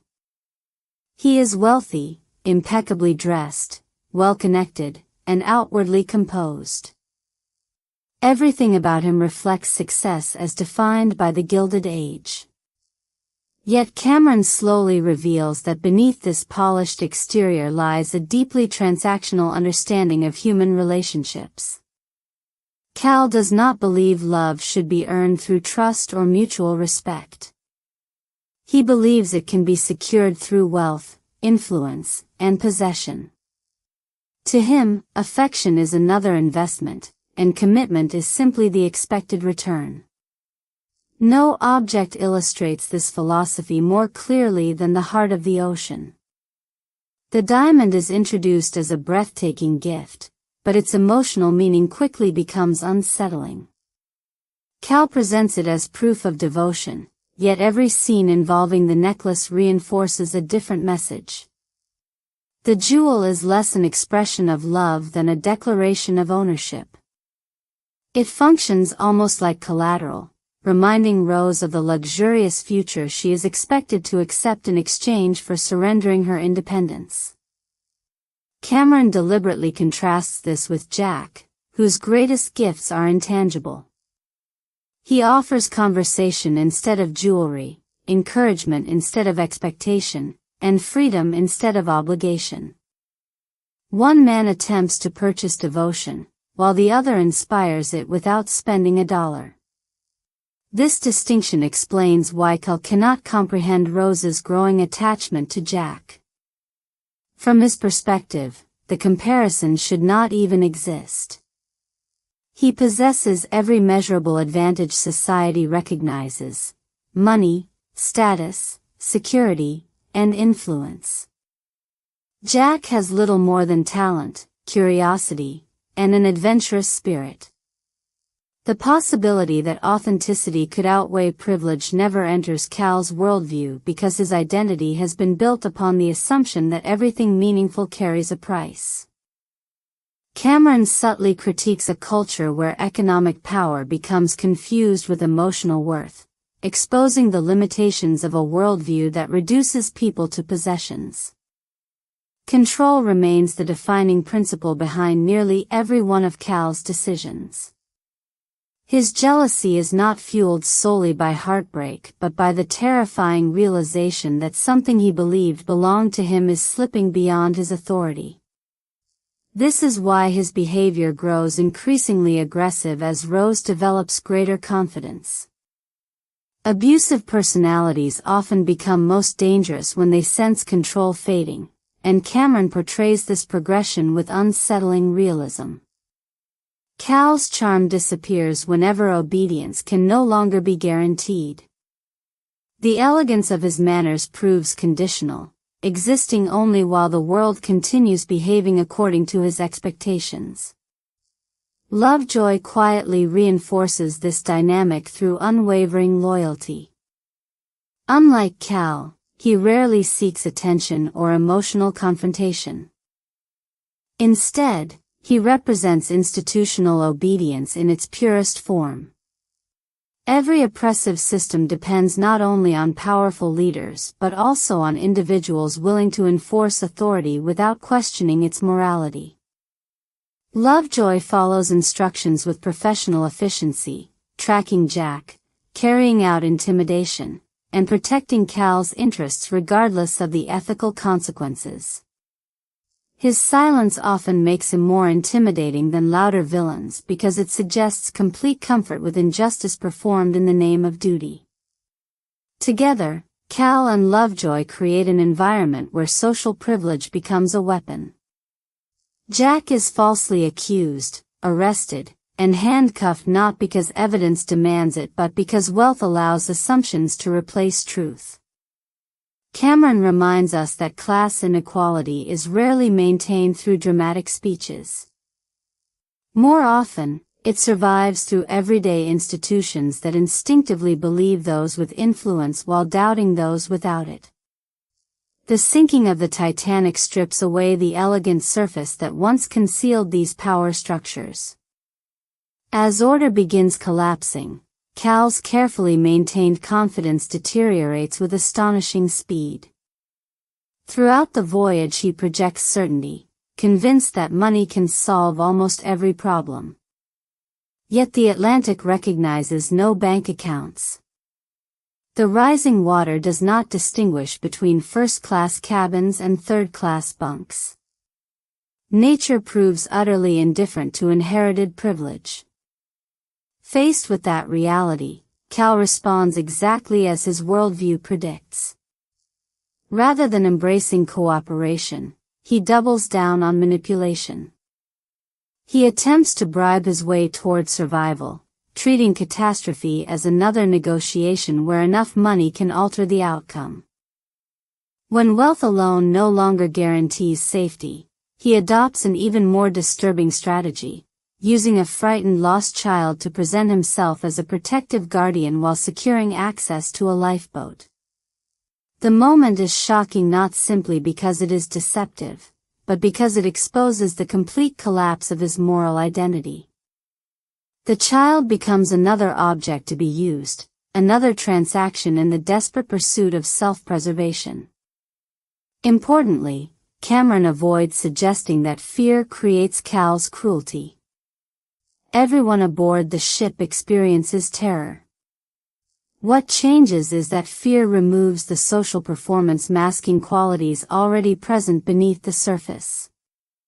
Disaster functions almost like an emotional X-ray, revealing character with painful clarity. Some passengers become more compassionate under pressure. Others become more selfish. Cal belongs firmly to the latter group, illustrating that true character often emerges only when comfort disappears. Ruth DeWitt Bukater occupies a far more complicated psychological space. Unlike Cal, she is not driven by arrogance or dominance. Her defining emotion is fear, fear of poverty, public humiliation, and the social collapse awaiting women who lose financial protection in her era. Having watched her family's fortune disappear, Ruth sees Rose's engagement as the final barrier separating them from ruin. Her coldness grows not from the absence of love but from the conviction that survival requires emotional sacrifice. That belief makes Ruth one of the film's quietest tragedies. She genuinely cares for her daughter, yet years of social conditioning have convinced her that preserving status is itself an act of maternal responsibility. When she pressures Rose to marry Cal, she believes she is saving her child's future. In reality, she is asking Rose to surrender the very qualities that make life meaningful. Cameron refuses to portray Ruth as purely villainous because she too is trapped inside the same patriarchal structure, even as she helps enforce it upon the next generation. Viewed together, Cal, Lovejoy, and Ruth form a complete portrait of class cruelty. Cal embodies entitlement fueled by wealth. Lovejoy represents unquestioning loyalty to established power. Ruth illustrates how oppressive systems survive through fear disguised as practicality. None of them function merely as individual antagonists. They are expressions of a society where people are valued according to inheritance, appearance, and financial usefulness rather than personal humanity. This deeper reading transforms Titanic from a simple romance into a broader examination of power itself. The iceberg destroys the ship's physical structure, but Cameron suggests another collapse is equally important. As steel fractures beneath the Atlantic, the moral certainty of an entire social hierarchy fractures with it. Rose's victory is not simply escaping an abusive fiancé. It is escaping a worldview that confused ownership with love, obedience with virtue, and privilege with human value. That is the true antagonist she overcomes, and it is why her liberation continues to feel relevant long after the ship has disappeared beneath the sea. One of Titanic's greatest strengths is that its emotional weight does not rest solely on Jack and Rose. James Cameron surrounds his central romance with a remarkably textured ensemble of historical figures and fictional passengers who transform the ship from a cinematic backdrop into a living society. Each supporting character represents a different response to power, responsibility, compassion, or fear, ensuring that the disaster feels like a collective human tragedy rather than a story experienced by only two protagonists. These characters rarely dominate the narrative, yet each leaves an impression that expands the film's emotional and thematic depth. Among the most memorable is Margaret Molly Brown, whose warmth immediately distinguishes her from the rigid social etiquette surrounding first class. Although wealthy herself, Molly represents what might be called the moral conscience of the upper deck. Unlike many aristocratic passengers who obsess over appearances and pedigree, she values character above inherited status. Having earned her fortune rather than simply inheriting it, she occupies an unusual position between old money tradition and emerging social mobility. That perspective allows her to recognize Jack's humanity long before others are willing to acknowledge it. Cameron uses Molly as a quiet bridge between two worlds that rarely communicate honestly. During the famous first-class dinner, she instinctively understands that Jack feels out of place among polished manners and carefully measured conversations. Rather than allowing him to become the evening spectacle, she offers encouragement with genuine kindness, subtly reminding both Jack and the audience that dignity is not determined by wealth. Her humor, confidence, and generosity expose the insecurity hidden beneath many of the aristocrats' refined appearances. In a room filled with expensive clothing and inherited prestige, Molly becomes the wealthiest person emotionally because she never allows status to outweigh compassion. That empathy reaches its most powerful expression during the evacuation. While others focus narrowly on personal survival, Molly repeatedly questions why partially filled lifeboats refuse to return for those struggling in the freezing water. Her frustration reflects one of the film's central moral arguments. Courage is measured not by privilege but by the willingness to value strangers as fully as oneself. She becomes a rare voice challenging the fear-driven decisions unfolding around her, proving that genuine leadership often begins with simple human decency rather than official authority. If Molly represents compassion, Thomas Andrews embodies responsibility. As the ship's designer, Andrews could easily have been portrayed as a proud engineer blinded by ambition. Cameron instead presents him as thoughtful, humble, and deeply aware of the human consequences attached to his work. His tragedy begins the moment he realizes the mathematical reality of the damage. Unlike most passengers, Andrews understands that hope has already given way to certainty. The calculations leave no room for optimism. The Titanic will sink. What makes his character so heartbreaking is the absence of denial. Andrews never wastes precious time inventing comforting illusions. Instead, he quietly shifts his attention toward helping others survive, moving through the increasingly chaotic ship with remarkable calm despite knowing that his own creation has become a floating tomb. Cameron avoids melodrama, allowing Andrews' restrained grief to communicate more powerfully than emotional outbursts ever could. His story also carries symbolic significance. Throughout the 19th and early 20th centuries, industrial progress encouraged extraordinary confidence in engineering and scientific advancement. Andrews represents the best qualities of that optimism: intelligence, dedication, and innovation, while simultaneously confronting its limits. He is not punished for arrogance but humbled by reality. The sinking reminds both him and the audience that even humanity's greatest achievements remain vulnerable to nature, uncertainty, and unforeseen consequences. Captain Edward Smith occupies another fascinating emotional position. Introduced as an experienced and respected commander nearing the end of a distinguished career, Smith initially projects confidence earned through decades at sea. The collision gradually strips away that certainty. Cameron portrays him not as an incompetent leader but as a man forced to confront an unimaginable situation unfolding faster than established procedures can adequately address. His growing silence becomes increasingly meaningful, suggesting the overwhelming burden carried by someone realizing that countless lives now depend upon decisions with no truly satisfactory outcomes. The film contrasts Smith's quiet dignity with the behavior of White Star Line chairman Bruce Ismay. Historically associated with encouraging higher speeds during the voyage, Ismay becomes a symbol of corporate ambition disconnected from human consequence.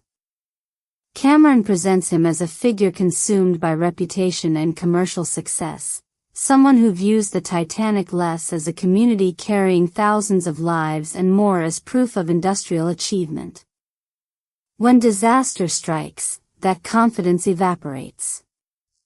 His eventual decision to board a lifeboat while many others remain aboard has become one of the most debated moments associated with the historical tragedy, and the film uses it to explore the uncomfortable tension between personal survival and public responsibility. Rather than reducing Ismay to simple cowardice, Cameron suggests something more unsettling. Catastrophe often exposes the difference between authority and courage. A person may possess enormous influence during ordinary circumstances yet struggle profoundly when moral conviction demands personal sacrifice. Ismay survives physically, but his legacy becomes permanently defined by the perception that he preserved his own life while so many others lost theirs. Few moments illustrate the film's emotional philosophy more beautifully than the musicians continuing to perform as panic spreads across the decks. Their decision has become one of the disaster's most enduring historical images because it represents extraordinary composure in the face of inevitable death. Cameron treats the sequence with remarkable restraint, allowing the music to become an act of quiet resistance against overwhelming fear. As passengers rush desperately toward lifeboats, the orchestra creates a final pocket of dignity within collapsing order. The significance of that scene extends beyond historical accuracy. Throughout the film, music has accompanied celebration, romance, and social ritual. In these closing moments, it becomes something entirely different, a final affirmation of humanity itself. The musicians cannot stop the ship from sinking, yet they can choose how they respond to the approaching end. Their performance reminds viewers that courage is not always dramatic. Sometimes it consists simply of continuing to offer beauty when surrounded by unimaginable darkness. Jack's third-class companions provide another essential dimension to the ensemble. Fabrizio and Tommy are more than comic relief or background characters. They embody the optimism, humor, and resilience that define the vibrant world Jack leaves behind whenever he ventures into first class. Their friendship establishes that Jack's generosity is not unique to his relationship with Rose but an authentic reflection of his character. Through their conversations, dreams, and eventual struggles during the disaster, Cameron reinforces that every passenger carried ambitions extending far beyond the voyage itself. Collectively, these supporting characters transform Titanic into something much richer than an intimate romance. Molly Brown represents compassion transcending class. Thomas Andrews symbolizes responsibility confronting failure. Captain Smith illustrates the crushing weight of leadership. Bruce Ismay exposes the fragility of ambition under pressure. The musicians embody grace in the face of mortality, while Jack's companions remind us that every anonymous face aboard the ship belonged to someone with hopes, friendships, and a future they expected to reach. Together, they ensure that the sinking is never experienced merely as the loss of a magnificent vessel. It becomes the loss of thousands of individual stories, each carrying its own dreams, fears, virtues, and flaws. That extraordinary human tapestry is what gives Titanic its enduring emotional power, reminding audiences that history is ultimately remembered not through ships alone, but through the lives that briefly filled them with purpose.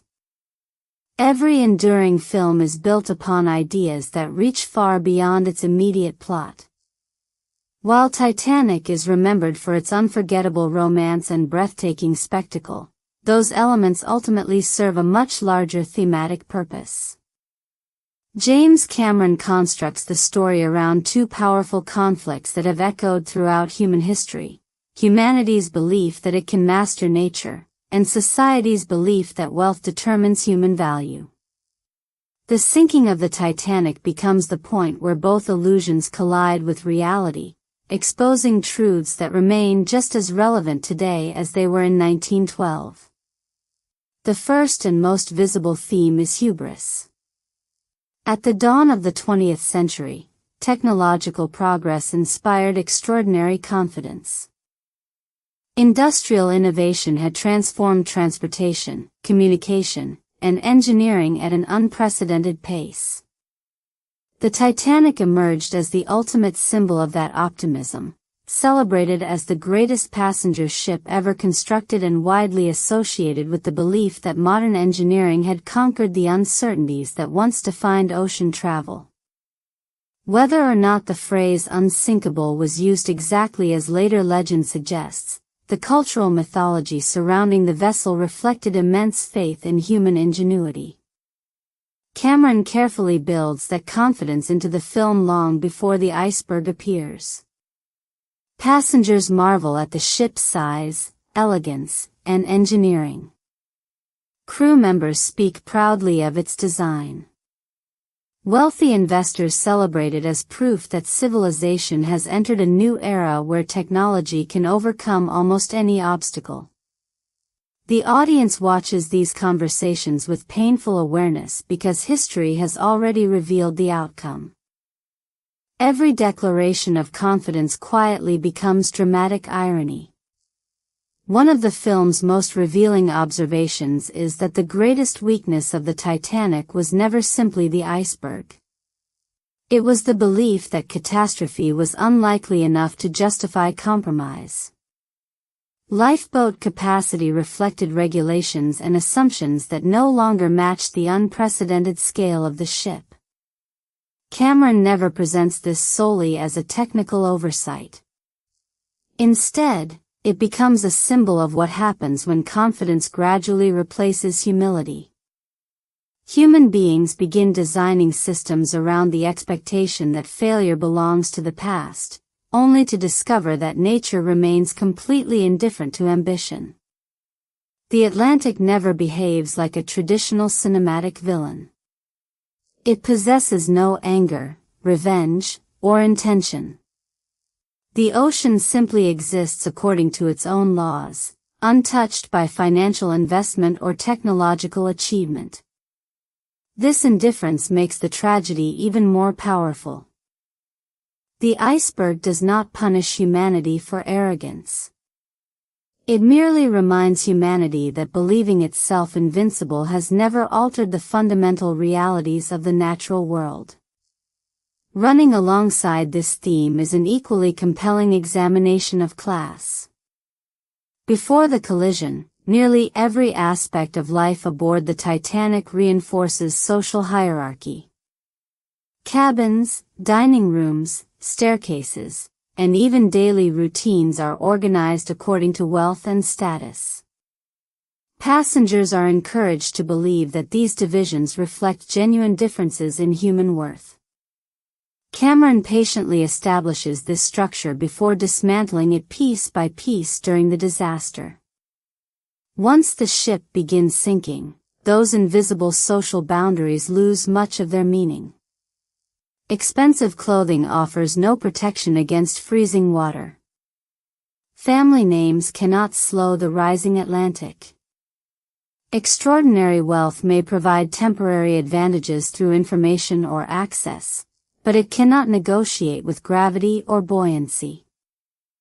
The same ocean that floods luxurious first-class suites also engulfs the simplest third-class cabins. Nature recognizes neither titles nor fortunes. This does not mean the film ignores inequality during the evacuation. On the contrary, Cameron shows that privilege still influences opportunities, particularly during the early stages of the disaster. Yet the larger point remains unmistakable. Class can shape how people encounter catastrophe, but it cannot grant immunity from mortality itself. In the end, survival depends less upon inherited status than upon timing, courage, sacrifice, and countless uncontrollable circumstances.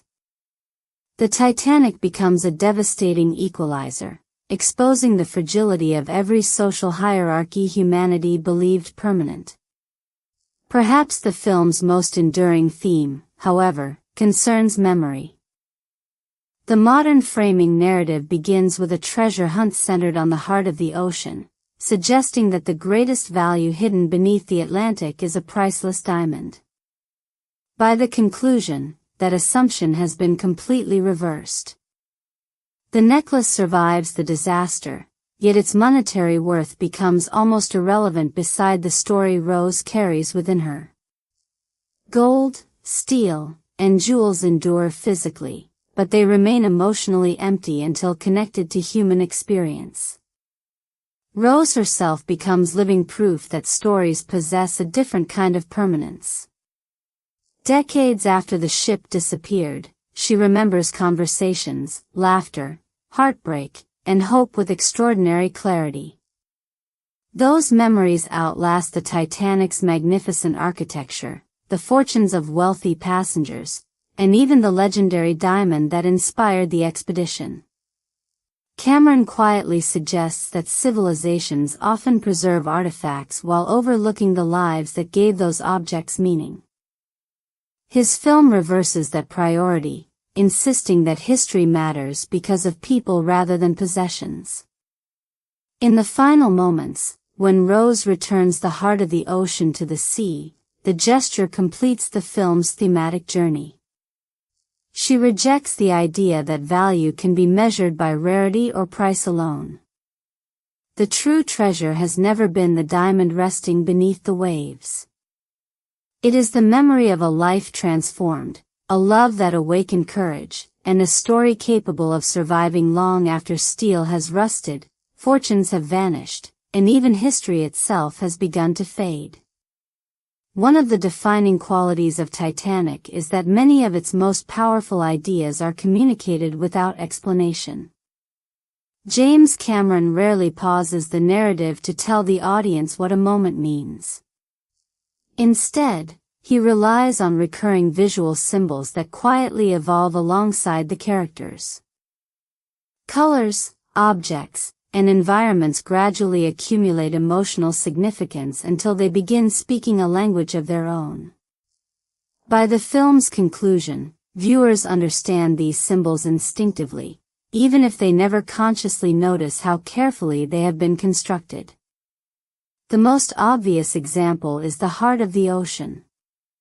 At first, the diamond appears to embody unimaginable wealth and social prestige.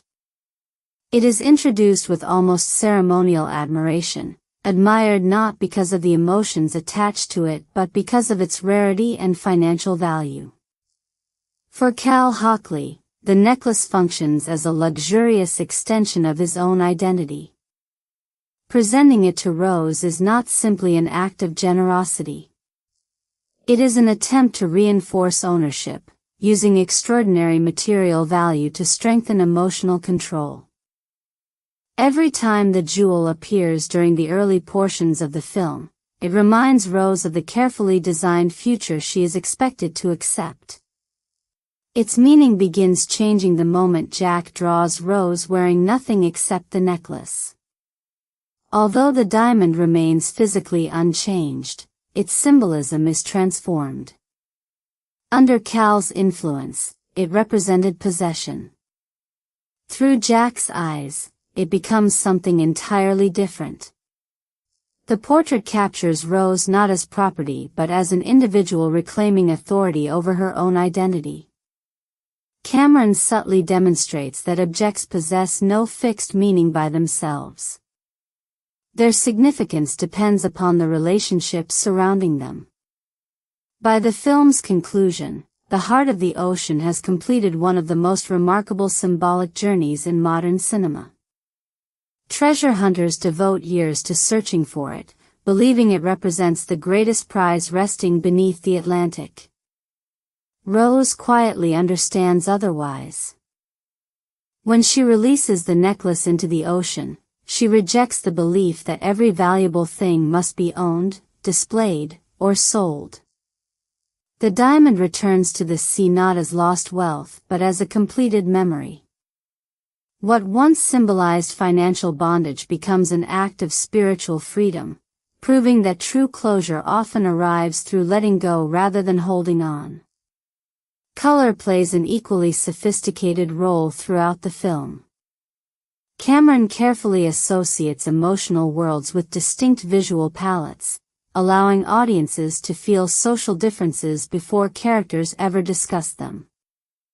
First class is frequently presented through elegant blues, silvers, polished whites, and carefully controlled lighting. These spaces appear immaculate, refined, and visually impressive, yet they also carry a subtle emotional distance. The compositions feel orderly, almost museum-like, reflecting lives governed by etiquette, expectation, and constant self-awareness. Beauty exists everywhere, but warmth often feels strangely absent. The world surrounding Jack offers a striking contrast. Third class is filled with warmer colors, softer amber lighting, textured wood, and lively movement. The famous steerage celebration glows with golden tones that communicate vitality rather than luxury.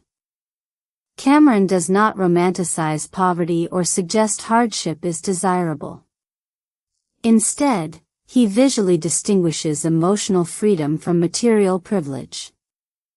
The lower decks pulse with laughter, music, and spontaneous human connection, while the upper decks often emphasize composure over genuine expression. Without stating it directly, the cinematography encourages viewers to associate warmth with authenticity rather than wealth. As the disaster unfolds, another dominant color gradually overtakes both environments. The deep blues of the Atlantic begin invading every part of the ship. Warm dining rooms, elegant hallways, and lavish staterooms slowly surrender to the same cold palette that previously belonged only to the surrounding ocean. This visual progression reinforces one of the film's central themes. Nature remains indifferent to social divisions. Regardless of class, every passenger ultimately confronts the same freezing water, the same darkness, and the same unforgiving reality. Among all the recurring symbols, none carries greater thematic weight than water itself. Throughout the story, it constantly shifts between opposing meanings. During the voyage's opening stages, the ocean represents possibility. It separates old lives from imagined futures and promises adventure beyond familiar horizons. For Jack, the sea symbolizes opportunity. For Rose, it initially suggests escape from expectations she no longer wishes to endure. After the collision, that meaning changes dramatically. Water becomes the force that invades private spaces, destroys carefully maintained order, and transforms the magnificent Titanic into a prison. Hallways become rivers, cabins become traps, and every rising wave reminds passengers that time is disappearing. Cameron films the flooding with relentless precision, turning the same element that once reflected beauty into an overwhelming symbol of mortality. The ocean does not merely surround the ship anymore. It enters every room, erasing the illusion that civilization can permanently separate itself from nature. Yet Cameron refuses to leave the symbol there. Water ultimately becomes something more profound than destruction. Rose repeatedly emerges from it transformed. Her rescue from the freezing Atlantic marks not only physical survival but psychological rebirth. The frightened young woman who boarded the ship as Rose DeWitt Bukater effectively disappears beneath those icy waters. The woman who rises afterward carries a different identity, a different purpose, and an entirely different understanding of herself. The ocean that claimed thousands of lives also becomes the place where Rose's authentic life truly begins. Seen together, these visual motifs reveal why Titanic communicates so powerfully even during its quietest moments. Cameron trusts imagery as much as dialogue, allowing color, jewelry, and water to express emotional truths words could never fully capture. The heart of the ocean evolves from possession to liberation. Warm and cool palettes expose invisible class divisions before a single line is spoken. Water itself becomes both destroyer and rebirth, simultaneously ending one existence while making another possible. These recurring symbols ensure that Titanic is not merely watched but deeply felt, inviting audiences to experience its themes through the language of cinema itself rather than explanation alone. Beneath its romance, historical spectacle, and technical achievement, Titanic presents a surprisingly sharp philosophical critique of the world that created the ship itself. James Cameron is not merely recreating the final voyage of a famous ocean liner. He is examining an era intoxicated by industrial progress, rigid social hierarchy, and unquestioned authority. The Titanic becomes more than a setting. It becomes a floating civilization whose values are tested the moment nature refuses to cooperate. The sinking destroys steel and machinery, but it also exposes the fragile assumptions supporting an entire worldview. One of the film's most overlooked contrasts exists between machinery and humanity. Throughout the voyage, Cameron repeatedly returns to the engine room, where enormous pistons rise and fall with relentless precision. Massive furnaces consume coal without rest, while workers disappear into a rhythm dictated entirely by mechanical necessity. The imagery conveys astonishing industrial power, yet it also feels strangely impersonal. Every movement serves efficiency. Every action contributes to keeping the ship moving forward, regardless of who pays the physical cost. Progress is measured in horsepower, speed, and engineering excellence. Jack represents the opposite philosophy. He earns his living not by operating machines but by observing the world and translating it into art. His sketches preserve emotion rather than productivity, celebrating individuality instead of uniformity. Cameron subtly places these opposing visions side by side. The engines propel the Titanic across the Atlantic, but they cannot teach anyone how to live. Jack possesses no wealth, influence, or technological achievement, yet he repeatedly inspires others simply by encouraging them to experience life consciously. The film suggests that civilization may require industry to survive, but human fulfillment depends upon imagination, creativity, and genuine connection. Rose exists precisely at the intersection of these competing worlds. Her upbringing has taught her to value discipline, appearance, and obedience above curiosity or self-expression. Every formal dinner, every carefully arranged conversation, and every elaborate social ritual reinforces the belief that a respectable life is one of controlled behavior. Yet internally, she longs for something entirely different. Her interest in modern art, psychology, and unconventional ideas quietly reveals a mind already questioning the values surrounding her. Jack does not introduce rebellion into Rose's life. He simply gives her permission to trust instincts she has been forced to suppress. This transformation also forms the heart of the film's feminist perspective. Cameron never presents Rose's struggle as limited to one unhappy engagement. Instead, he portrays her as a woman trapped within a social structure that measures female worth through obedience, marriage, and family reputation. Her elegant wardrobe symbolizes more than wealth. The restrictive dresses and tightly laced corsets reflect a culture demanding constant physical and emotional restraint. Beauty is expected, but freedom is not. As the story progresses, Rose gradually sheds these visible symbols of confinement. Each decision moves her further from the carefully constructed identity imposed upon her.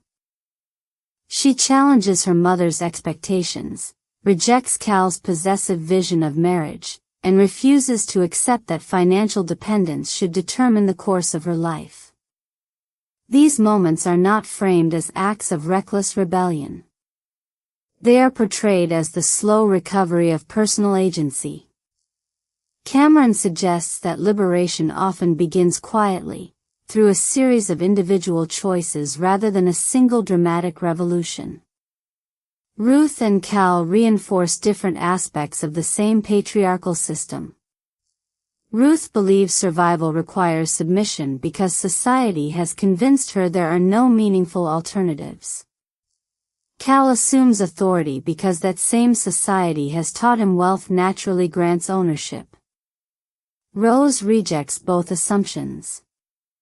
By choosing her own future, she challenges not only two individuals but an entire structure that has defined women primarily through the expectations of others.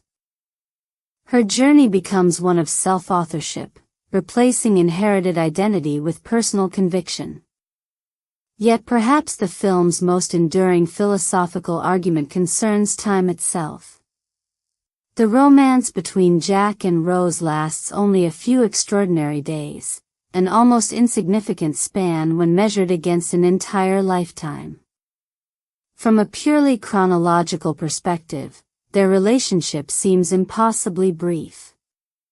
Cameron deliberately embraces that paradox, asking audiences to reconsider how human lives are actually measured. Duration alone does not determine significance. Some relationships endure for decades without fundamentally changing either person. Others alter the direction of a life within moments. Rose's memories illustrate this idea beautifully. Decades pass after the sinking. She builds a family, explores the world, and experiences adventures Jack once encouraged her to pursue. Yet when she tells her story, those few days aboard the Titanic remain astonishingly vivid. Time has faded countless ordinary details while preserving the moments that transformed her understanding of herself.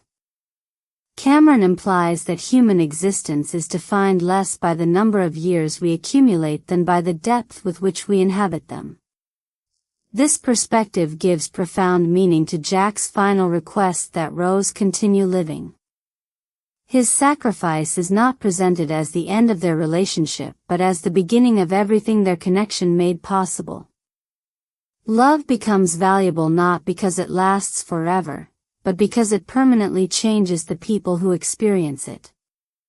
Jack's physical presence disappears beneath the Atlantic, yet his influence continues shaping every meaningful decision Rose makes afterward.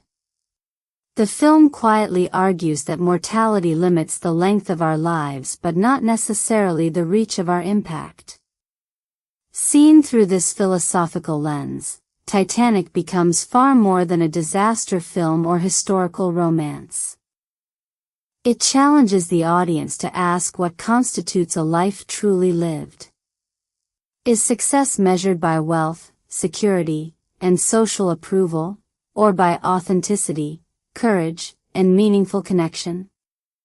Cameron's answer is woven into every frame rather than spoken outright. Steel rusts, fortunes vanish, and even the grandest achievements eventually disappear beneath the weight of time. What remains are the choices that awaken us, the relationships that reshape us, and the moments when we choose genuine freedom over comfortable conformity. Those fleeting experiences, however brief, become the stories that outlive us all. When Titanic premiered in 1997, audiences were captivated by its emotional story, but many left the theater convinced they had witnessed the real ship sink before their eyes. That illusion was the result of one of the most ambitious visual effects strategies ever attempted. Rather than relying entirely on emerging computer graphics or traditional practical filmmaking, James Cameron insisted on combining both disciplines so seamlessly that viewers would never stop to question where reality ended and digital artistry began. The objective was never to impress audiences with technology. The objective was to make them forget technology existed at all. This philosophy explains why the film still holds up remarkably well decades later. Cameron understood that practical photography gives digital imagery something invaluable to imitate. Real light behaves unpredictably. Water refuses to move in perfectly calculated patterns. Physical sets possess tiny imperfections that subconsciously convince the eye they belong in the real world. Instead of asking computers to create everything from scratch, Cameron surrounded digital work with authentic physical environments, allowing each technique to compensate for the other's limitations. One of the most important tools in achieving that balance was an extraordinarily detailed miniature of the Titanic, measuring roughly 45 feet in length. While enormous by model-making standards, it was still only a fraction of the original ship's size. Built with meticulous craftsmanship, the miniature reproduced the vessel's proportions, deck layouts, and exterior details with astonishing accuracy. Cameron used it extensively for wide shots that would have been impractical or impossible to capture using the near full-scale set alone. Carefully controlled lighting, high-speed photography, and precisely planned camera movements helped disguise the miniature's true scale, creating images that blended naturally with footage of the larger practical construction. The surrounding ocean required equal attention. Simply placing the model in water would never create the convincing illusion of the vast North Atlantic. The effects teams developed sophisticated methods for combining practical photography with digital environments, extending horizons, enhancing wave behavior, and integrating realistic skies into each composition.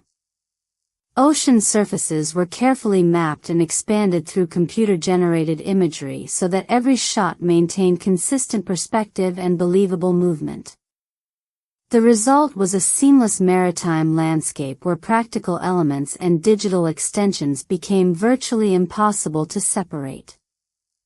Instead of drawing attention to visual effects, the film encouraged audiences to believe they were witnessing a single continuous reality. This commitment to invisible craftsmanship extended to the passengers themselves. No production could realistically employ tens of thousands of extras to populate every deck of a ship that large. Yet leaving those spaces partially empty would immediately undermine the illusion of scale. Cameron's solution was groundbreaking for its time. Digital artists created computer-generated passengers capable of walking across decks, gathering at railings, and moving naturally within the environment. Though primitive compared with modern crowd simulation systems, these techniques represented a significant leap forward in digital filmmaking. Rather than treating these animated figures as isolated visual tricks, the effects team carefully integrated them with live performers and practical sets.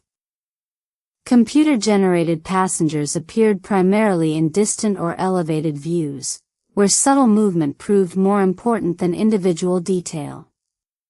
The software driving these digital crowds incorporated varying paths, speeds, and behaviors, preventing large groups from moving with unrealistic uniformity.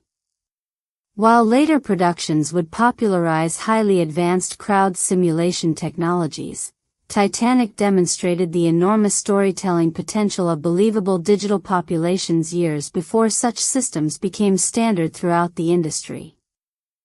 Equally revolutionary was the engineering behind the practical sets themselves.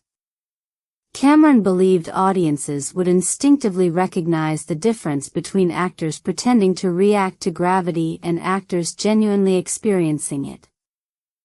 To recreate the final stages of the sinking with convincing realism, massive sections of the ship were mounted upon powerful hydraulic mechanisms capable of gradually raising entire environments to increasingly severe angles.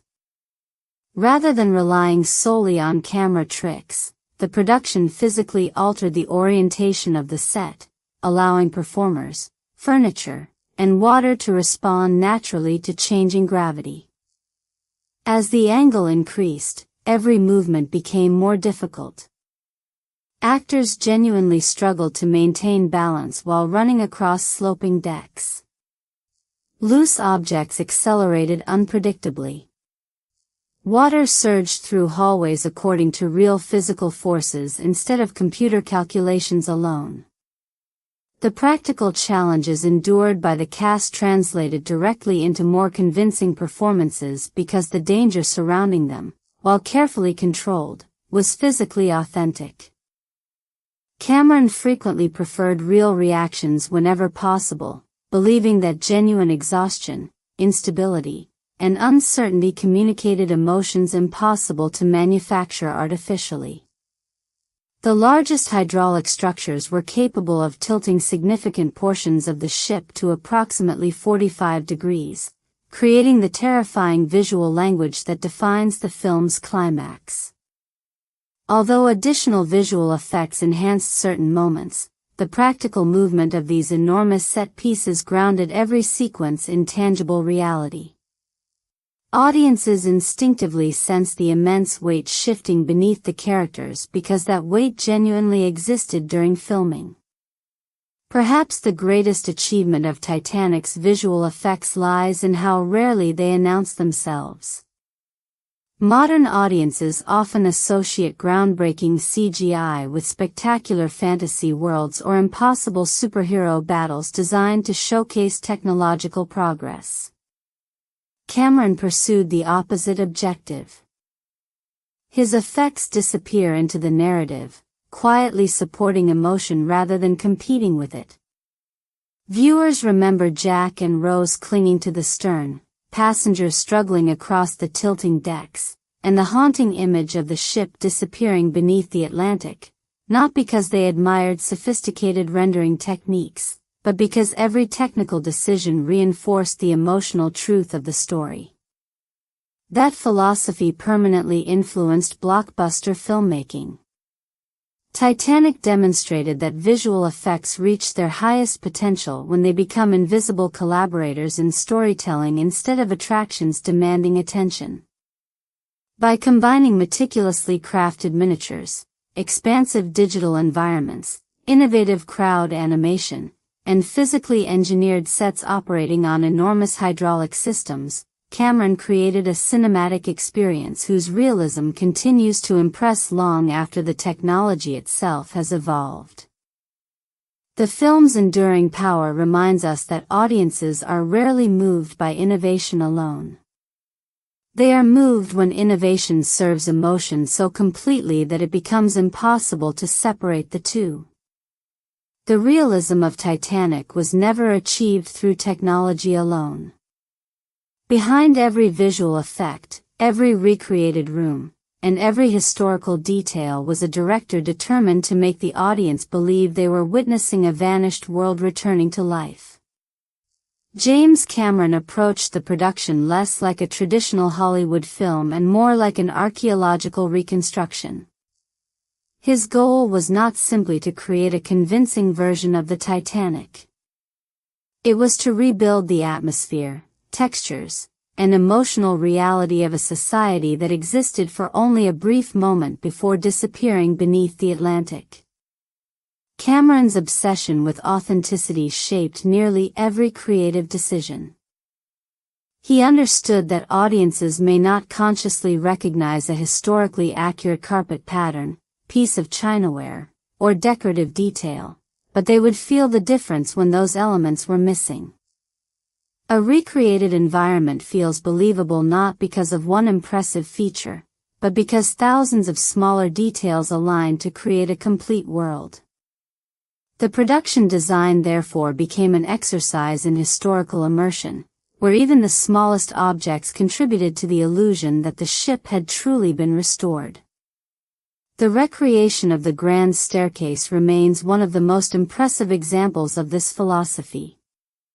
Rather than designing a version based only on imagination, the production team studied original architectural references from the Harland and Wolff shipyard, the company responsible for building the actual vessel. The goal was to capture not just the appearance of the famous staircase but the feeling of entering a space designed to represent the height of early 20th century luxury. Every element was carefully considered.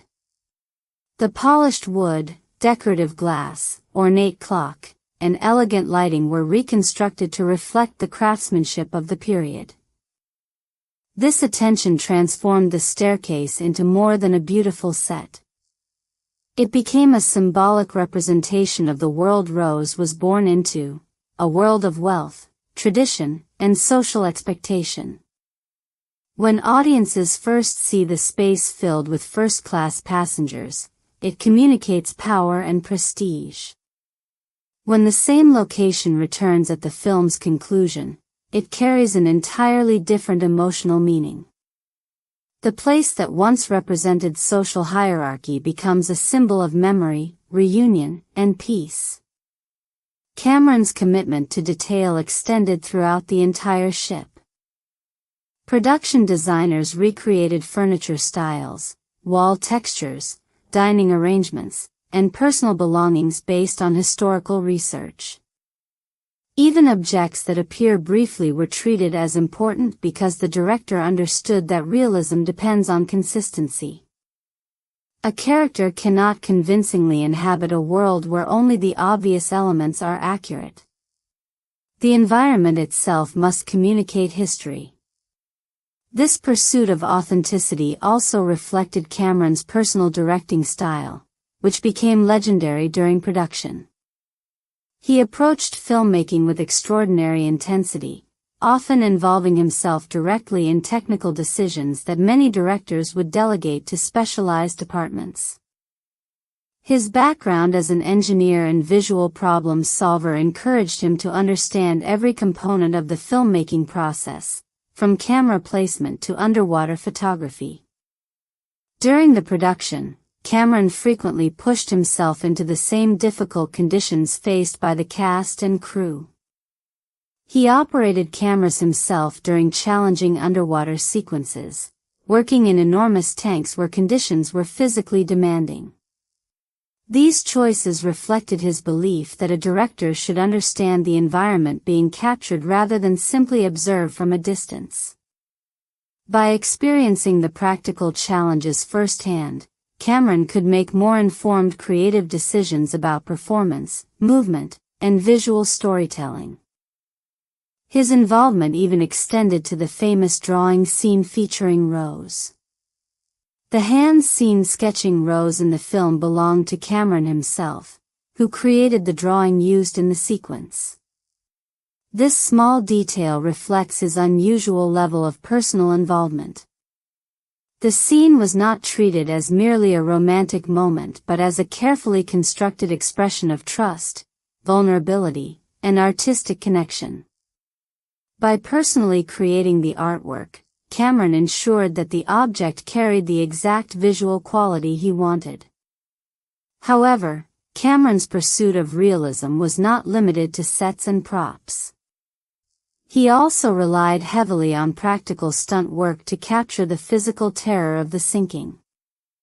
During the final disaster sequences, hundreds of stunt performers navigated massive tilted sets designed to simulate the collapsing ship. Instead of creating every dangerous movement digitally, the production used carefully coordinated physical performances wherever possible. These sequences required extraordinary planning. Performers had to move across unstable surfaces, react to changing angles, and fall in ways that appeared chaotic while remaining precisely controlled. The challenge was not simply making people fall. It was making the audience believe they were witnessing a disaster unfolding without choreography. Every movement needed to feel accidental, desperate, and unpredictable while still maintaining the safety of everyone involved. The famous scenes of passengers sliding down the increasingly vertical decks demonstrate this philosophy perfectly. The terror comes from physical reality. The performers are not reacting to a completely imaginary environment added later through computers. They are responding to genuine changes in gravity, movement, and space. That authenticity creates a level of emotional intensity that purely digital sequences often struggle to achieve. Cameron's demanding approach created enormous pressure throughout production, and many observers questioned whether such perfectionism was sustainable. Yet the same qualities that made the process difficult also produced the film's defining strength. The director refused to accept a version of Titanic that merely looked convincing. He wanted audiences to emotionally inhabit the experience, to feel the weight of the ship's luxury before witnessing its destruction. This uncompromising vision explains why the film remains such a landmark achievement. The production design does not simply recreate history, it allows viewers to temporarily exist inside it. The practical engineering does not merely create spectacle, it creates emotional credibility. Every decision, from the pattern on a plate to the angle of a collapsing deck, serves the same purpose, transforming a historical tragedy into a human experience. In the end, Cameron's greatest achievement was not rebuilding a ship. It was rebuilding the world that existed inside it. By combining obsessive research, physical craftsmanship, and relentless creative control, he created a film where every hallway, every object, and every movement carries the feeling of a place that was once alive, and lost forever. Few elements of Titanic have contributed more to its emotional legacy than James Horner's unforgettable musical score. While the film's massive sets, visual effects, and historical recreation create its physical world, Horner's music creates its emotional landscape. The score does not simply accompany the images on screen. It guides the audience through feelings that words cannot fully express, moving seamlessly between wonder, romance, grief, and overwhelming tragedy. It is one of the rare film scores where individual melodies have become inseparable from the identity of the movie itself. Horner approached Titanic with an understanding that the music needed to accomplish something extremely difficult. The story moves across several emotional extremes, beginning with mystery and historical reflection, transitioning into romance and personal transformation, and eventually descending into one of cinema's most devastating disasters.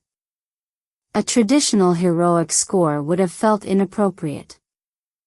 The film required music that could capture both the beauty of human experience and the inevitability of loss. One of the most fascinating aspects of the score's creation was Horner's unusual working process. During production, he recognized that the film needed a vocal element capable of expressing emotions beyond language.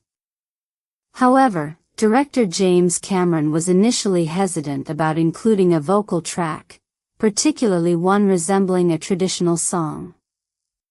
Cameron feared that a prominent vocal performance could distract from the realism and emotional restraint of the story. Instead of abandoning the idea, Horner secretly developed the musical foundation away from the main production process. He experimented with different arrangements and collaborated with Norwegian vocalist Sissel Kyrkjebø to create haunting wordless vocal passages. By avoiding traditional lyrics, Horner discovered a way to include a human voice that felt less like a performance and more like an emotional atmosphere. The result became one of the most recognizable sounds in modern cinema. Sissel's vocal contributions function almost like the voice of the ocean itself. Without understandable words, the melody communicates feelings that exist beyond specific language or culture. The sound carries a sense of ancient memory, suggesting both the vastness of the sea and the lives lost beneath it. It feels mournful without becoming hopeless, creating a connection between the audience and the historical tragedy unfolding on screen. The human voice becomes a bridge between the present and the past, allowing viewers to emotionally connect with people whose stories ended more than a century earlier. This approach perfectly matches one of Titanic's central ideas, memory. The ocean holds countless forgotten stories, and the vocal elements of the score give those stories a kind of emotional presence. The music does not attempt to recreate the exact sounds of 1912. Instead, it creates a timeless feeling of remembrance, transforming a historical event into something universal. Horner also uses traditional Irish instrumentation to represent Jack's world and the emotional freedom Rose discovers through him. The Celtic influences bring warmth, movement, and spontaneity to scenes involving third-class passengers. The music feels alive, unpredictable, and connected to community rather than social performance. This contrasts sharply with the controlled elegance of first-class environments, where appearances and traditions often suppress genuine emotion. The use of Irish musical elements during the steerage party sequence is especially significant. The scene is not simply a celebration. It represents the first time Rose experiences life without rules controlling every action. The rhythm encourages movement, laughter, and participation. For a character who has spent years trapped within strict expectations, the music itself becomes a form of liberation. It creates a world where people connect through shared joy rather than social rank. Horner's score also develops distinct musical themes associated with Rose's transformation. The melodies connected to her character often carry a sense of longing and possibility, reflecting the conflict between the life she has been assigned and the life she wants to pursue. The music does not portray her as simply unhappy. Instead, it captures the feeling of someone standing at the edge of change, aware that another existence may be possible but uncertain whether she has the courage to pursue it. The romantic themes between Jack and Rose operate differently. Rather than presenting their relationship through exaggerated passion, Horner's melodies emphasize emotional discovery. The music grows alongside their connection, beginning with curiosity and gradually expanding into a feeling of complete trust. The famous romantic themes work because they are not only about falling in love. They represent Rose discovering a version of herself that had been hidden for years. In contrast, the score's darker motifs represent the unstoppable machinery and approaching disaster. Horner introduces heavier, more mechanical musical textures as the ship's fate becomes unavoidable. These sounds reflect the enormous industrial forces surrounding the passengers. The same technology that created the magnificent vessel becomes connected with its destruction. The music gradually transforms the ship from a symbol of human achievement into a reminder of human vulnerability. During the sinking sequence, Horner avoids turning tragedy into simple spectacle. The score remains deeply emotional rather than aggressively dramatic. Instead of focusing only on fear, the music emphasizes humanity, the confusion, courage, sacrifice, and heartbreak of people facing impossible circumstances. This restraint allows the audience to experience the disaster not as an action sequence but as a human loss. The enduring power of Horner's work comes from its ability to exist independently while still serving the film perfectly. The melodies are memorable because they contain the emotional DNA of the story itself. They carry Rose's longing, Jack's optimism, the ship's grandeur, and the tragedy of thousands of lives disappearing beneath the waves. Ultimately, the score of Titanic succeeds because it understands something fundamental about cinema. Music does not need to explain what audiences should feel. It only needs to create the emotional space where those feelings can naturally emerge. Through haunting vocals, cultural influences, and carefully developed musical themes, James Horner transformed a historical disaster into a cinematic memory, one that continues to echo long after the final note fades away.